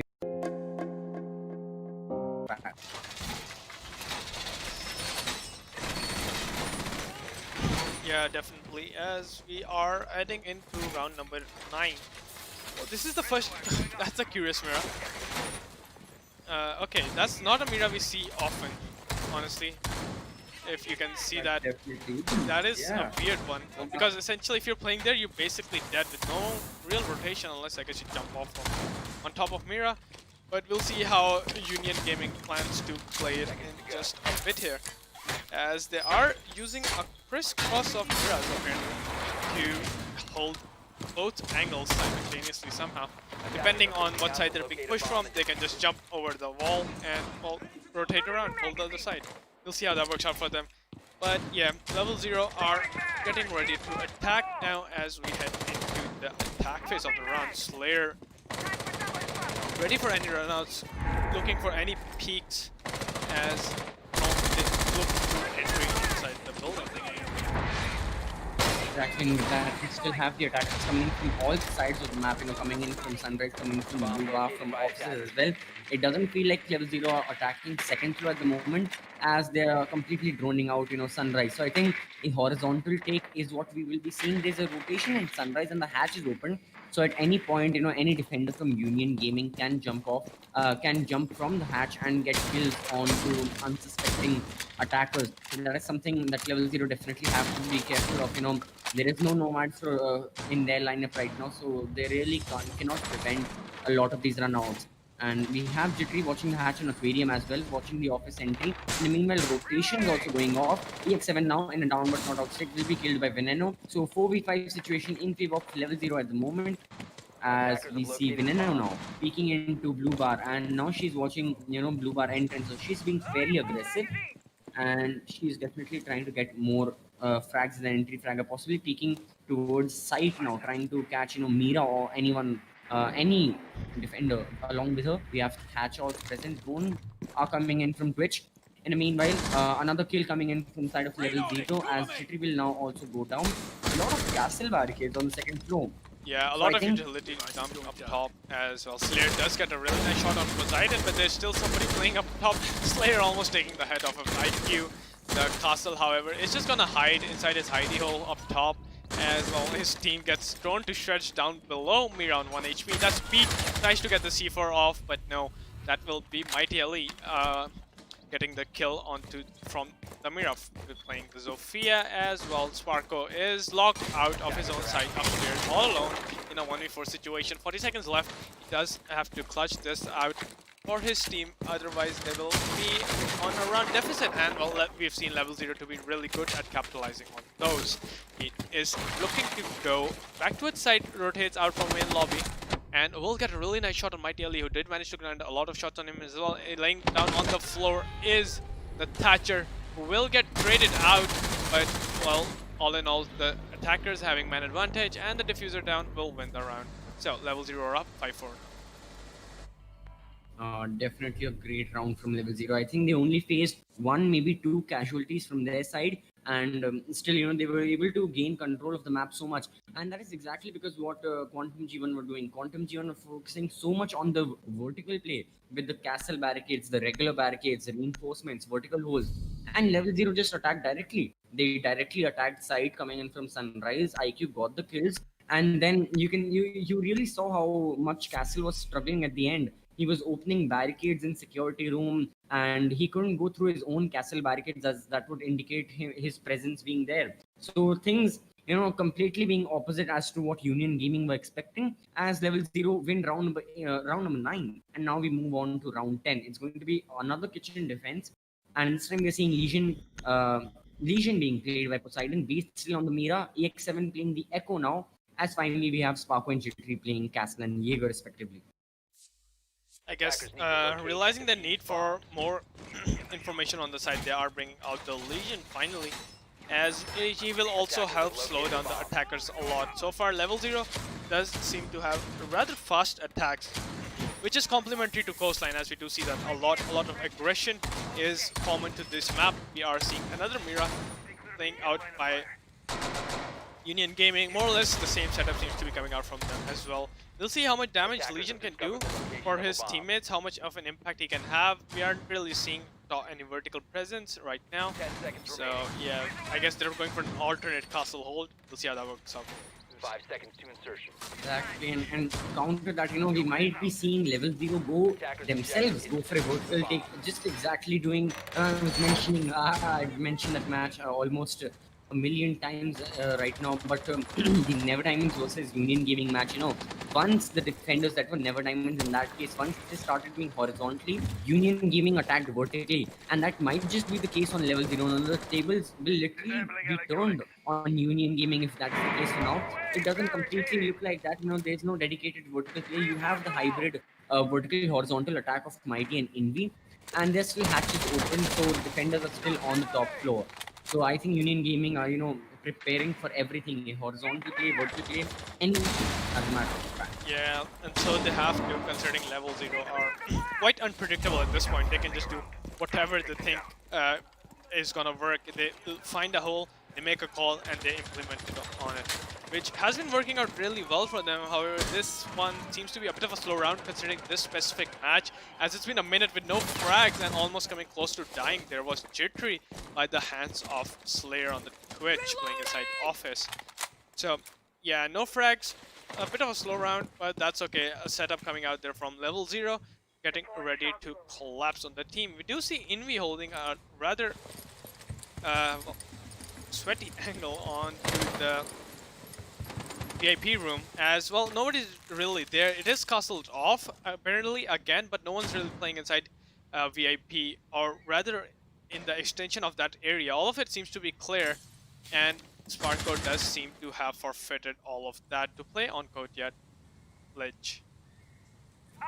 Right, so exactly, and the court is having a very nice angle as GT picks up the first kill. This time on the Slayer, so Twitch is now gone, and I think C4 goes off, but I think it is Beat who was damaged the most. The diffuser is going down from Mighty early as Skywalker picks up the first kill onto Sparko. Beat also goes down. 3v4 situation. The plant is actually gone down. I'm not sure what the defenders are doing. Skywalker gets yet another kill. This time with the Jittery, it's all down to Poseidon in EX7, and Poseidon now spots on attacker, goes for free fire. Skywalker gets yet another kill, triple kill, but he is shut down. 1v3 situation, not looking good for Union Gaming right now. Poseidon needs to clutch it out, otherwise LevelZero will get match point, and that is definitely something that Union Gaming don't need to give off. So Poseidon will die, and with that LevelZero win round number 10, and they gain match point. And this is definitely looking out in favor of LevelZero right now. With that final kill, match point has been gained, and we already know how deadly LevelZero are after that boost of morale is there after gaining match points. So this thing really looking in favor of LevelZero right now. Yeah, definitely. You give them any sort of advantage, they'll rip right through you to get even further ahead in the round count. And as we can see here, they have been doing so, coming all the way up from 4-4 to 6-4 on the match point, not really giving UG any sort of chances, any openings to play against them. UG losing twice inside Kitchen will now finally be going to Blue Bar and Sunrise. We'll see how that works out for them, and well, more or less the same lineup coming out, except Envy will be playing Hibana now, and EX7 back on the Pulse 6 pick. So we'll see how he can capitalize with the Pulse, if he can get some picks on C4, since LevelZero does seem to be going up top a lot. Defenders, protect your bombs from being Exactly, and defused by with attackers. LevelZero, with vertical, I think Indy playing the Hibana. I'm not sure how well she would play. I think she'll open up the the cool entrance window, just like what Union Gaming did in their attack once they had defused the bomb. Where Vamai plays, I think Hibana will open up the ball over there to try and kill Vamai, to try and get him out of position. Eventually, try and kill him, because there is no mute present. There's no anti-breacher, no mute, no cage, no bandit from the side of Union Gaming. So I think Hibana, and that really seems like the only place Hibana will play in, will use her Excarios. So definitely, we know about her position, and the rest of the attackers, they can do a lot of things. We have Zofia and Ash. They have so much versatility. They play fluidly. They can do literally whatever they want. And whatever the round wants from them, they can play horizontally, vertically, they can rush, they can play slow, hold angles. It's just they're such good operators and they offer so much as one operator themselves, And finally, of course, we have Veneno playing the IQ. Once again, very good operator. Nothing can be said about her. Especially, even more so needed once these Vamai magnets are present. And I'm sorry, once these Vamai magnets are present, and she needs to try and get those. She needs to try and destroy those. Yeah, definitely that is the case. Well, LevelZero are looking to get inside the building for now. They have been held out for a bit too long for their own liking, since they are really aggressive on these entries. But J3 will get rid of Skywalker there, as Hibana also dies to, I believe that was Mira. Yeah, V taking out Envy. So UG are showing up a bit now, telling LevelZero that they are in fact not out of the game yet. So it's all up to the 3 remaining players of LevelZero now, and we'll see how that well plays out for them. They're definitely out of the game for now. 5v3 situation. Oh, 4v3 is unfortunately Poseidon disconnecting. That might just be. I'm still thinking this round can go towards Union Gaming, but that can end up costing them definitely, because 4v3 situation when LevelZero are on top of their game. This is their pick. This is their map. And going up against them and you lose a player in the middle of the round, oh, I'm not sure about that. But attackers still coming in. Zofia is also pressuring along with her. We have Veneno. Veneno getting the first kill. No, she is not, as she gets shut down. Zofia also there. C4 goes up, but no way. Zofia, jumps up and gets the kill onto Mira. 2v2 situation now. Once again, back on Zofia and Slayer. The Ash and Zofia, they have so much fluidity. And Jaeger watching the angles. Oh, Slayer, what a shot from that woman, and completely shutting down Jaeger. The hopes of Union Gaming to try and win this tournament, try and win this match around EX7. EX7 will be shut down, and with that, LevelZero will win this match, will win this whole series, and will win the CriticalX League in total. Huge round of applause for them. Beautiful. Definitely. Yeah, what a collapse coming out from LevelZero in the man deficit. They did come out on top, winning their gunfights, shooting their shots. The Ash as well, hitting everything. Slayer watching every angle, looking at the punch holes, bullet holes in the wall, holding pixels for his teammates. Mighty Ali went for the plant, and all in all, wonderful plays there by LevelZero to clutch everything out at the end and become CriticalX champions. Really well played there for them, and a big congratulations to their team. Exactly, and stay tuned. Don't go out of the stream just yet. We'll be back with Mighty Ali, the captain of LevelZero. We have to say, and we have to hear, what he has to say. That man would be on top of the world right now. So stay tuned. We'll be back with the post-match interview in just 1 second.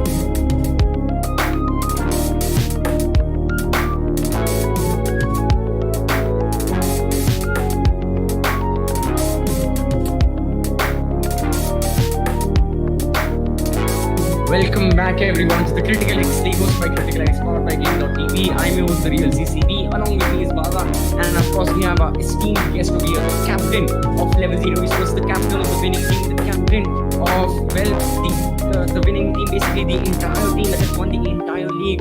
Welcome, huge round of applause for Mighty Ali, the captain of LevelZero Esports. How are you feeling right now? I'm feeling really great. We are back on form, and my team is on point, and I'm really happy. Well, definitely your team is on point.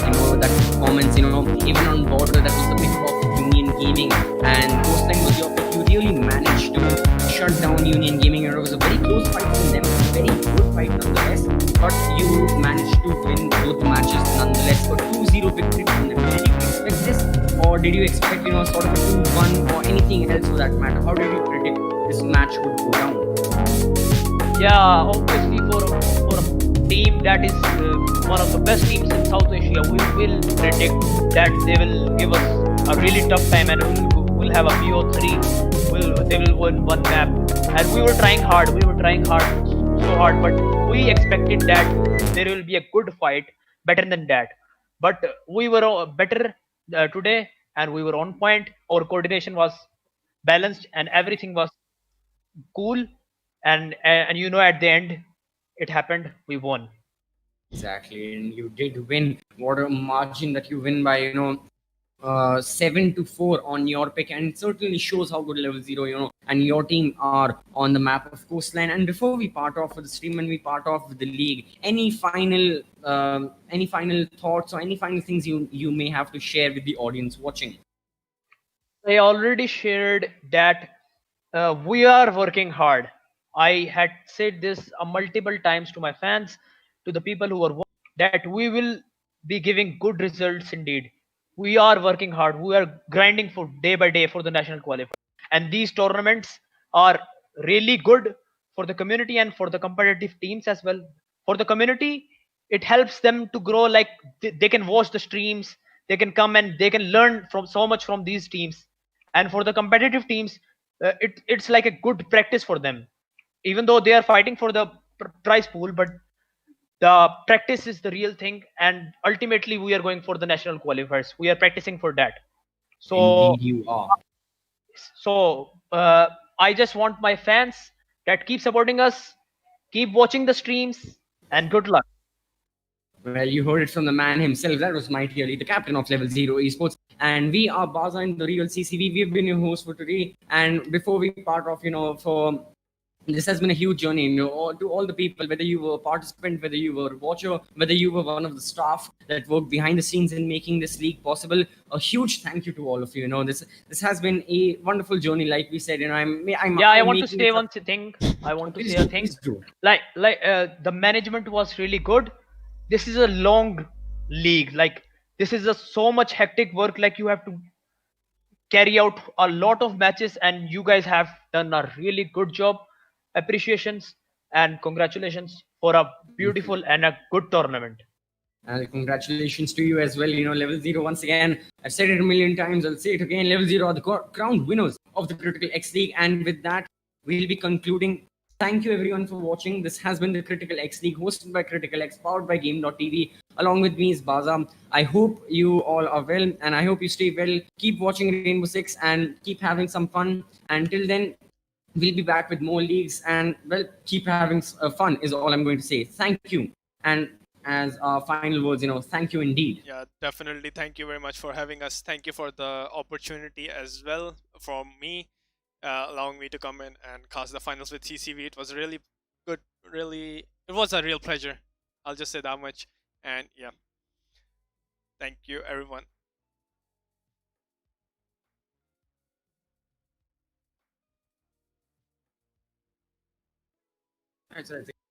Yeah. Let's end it. This feels like a good spot to end. Everyone's. It's nice. It was a nice league indeed. So thank you all for watching. All right. Yeah. Thank you, everybody. Okay. And Okay, that is it.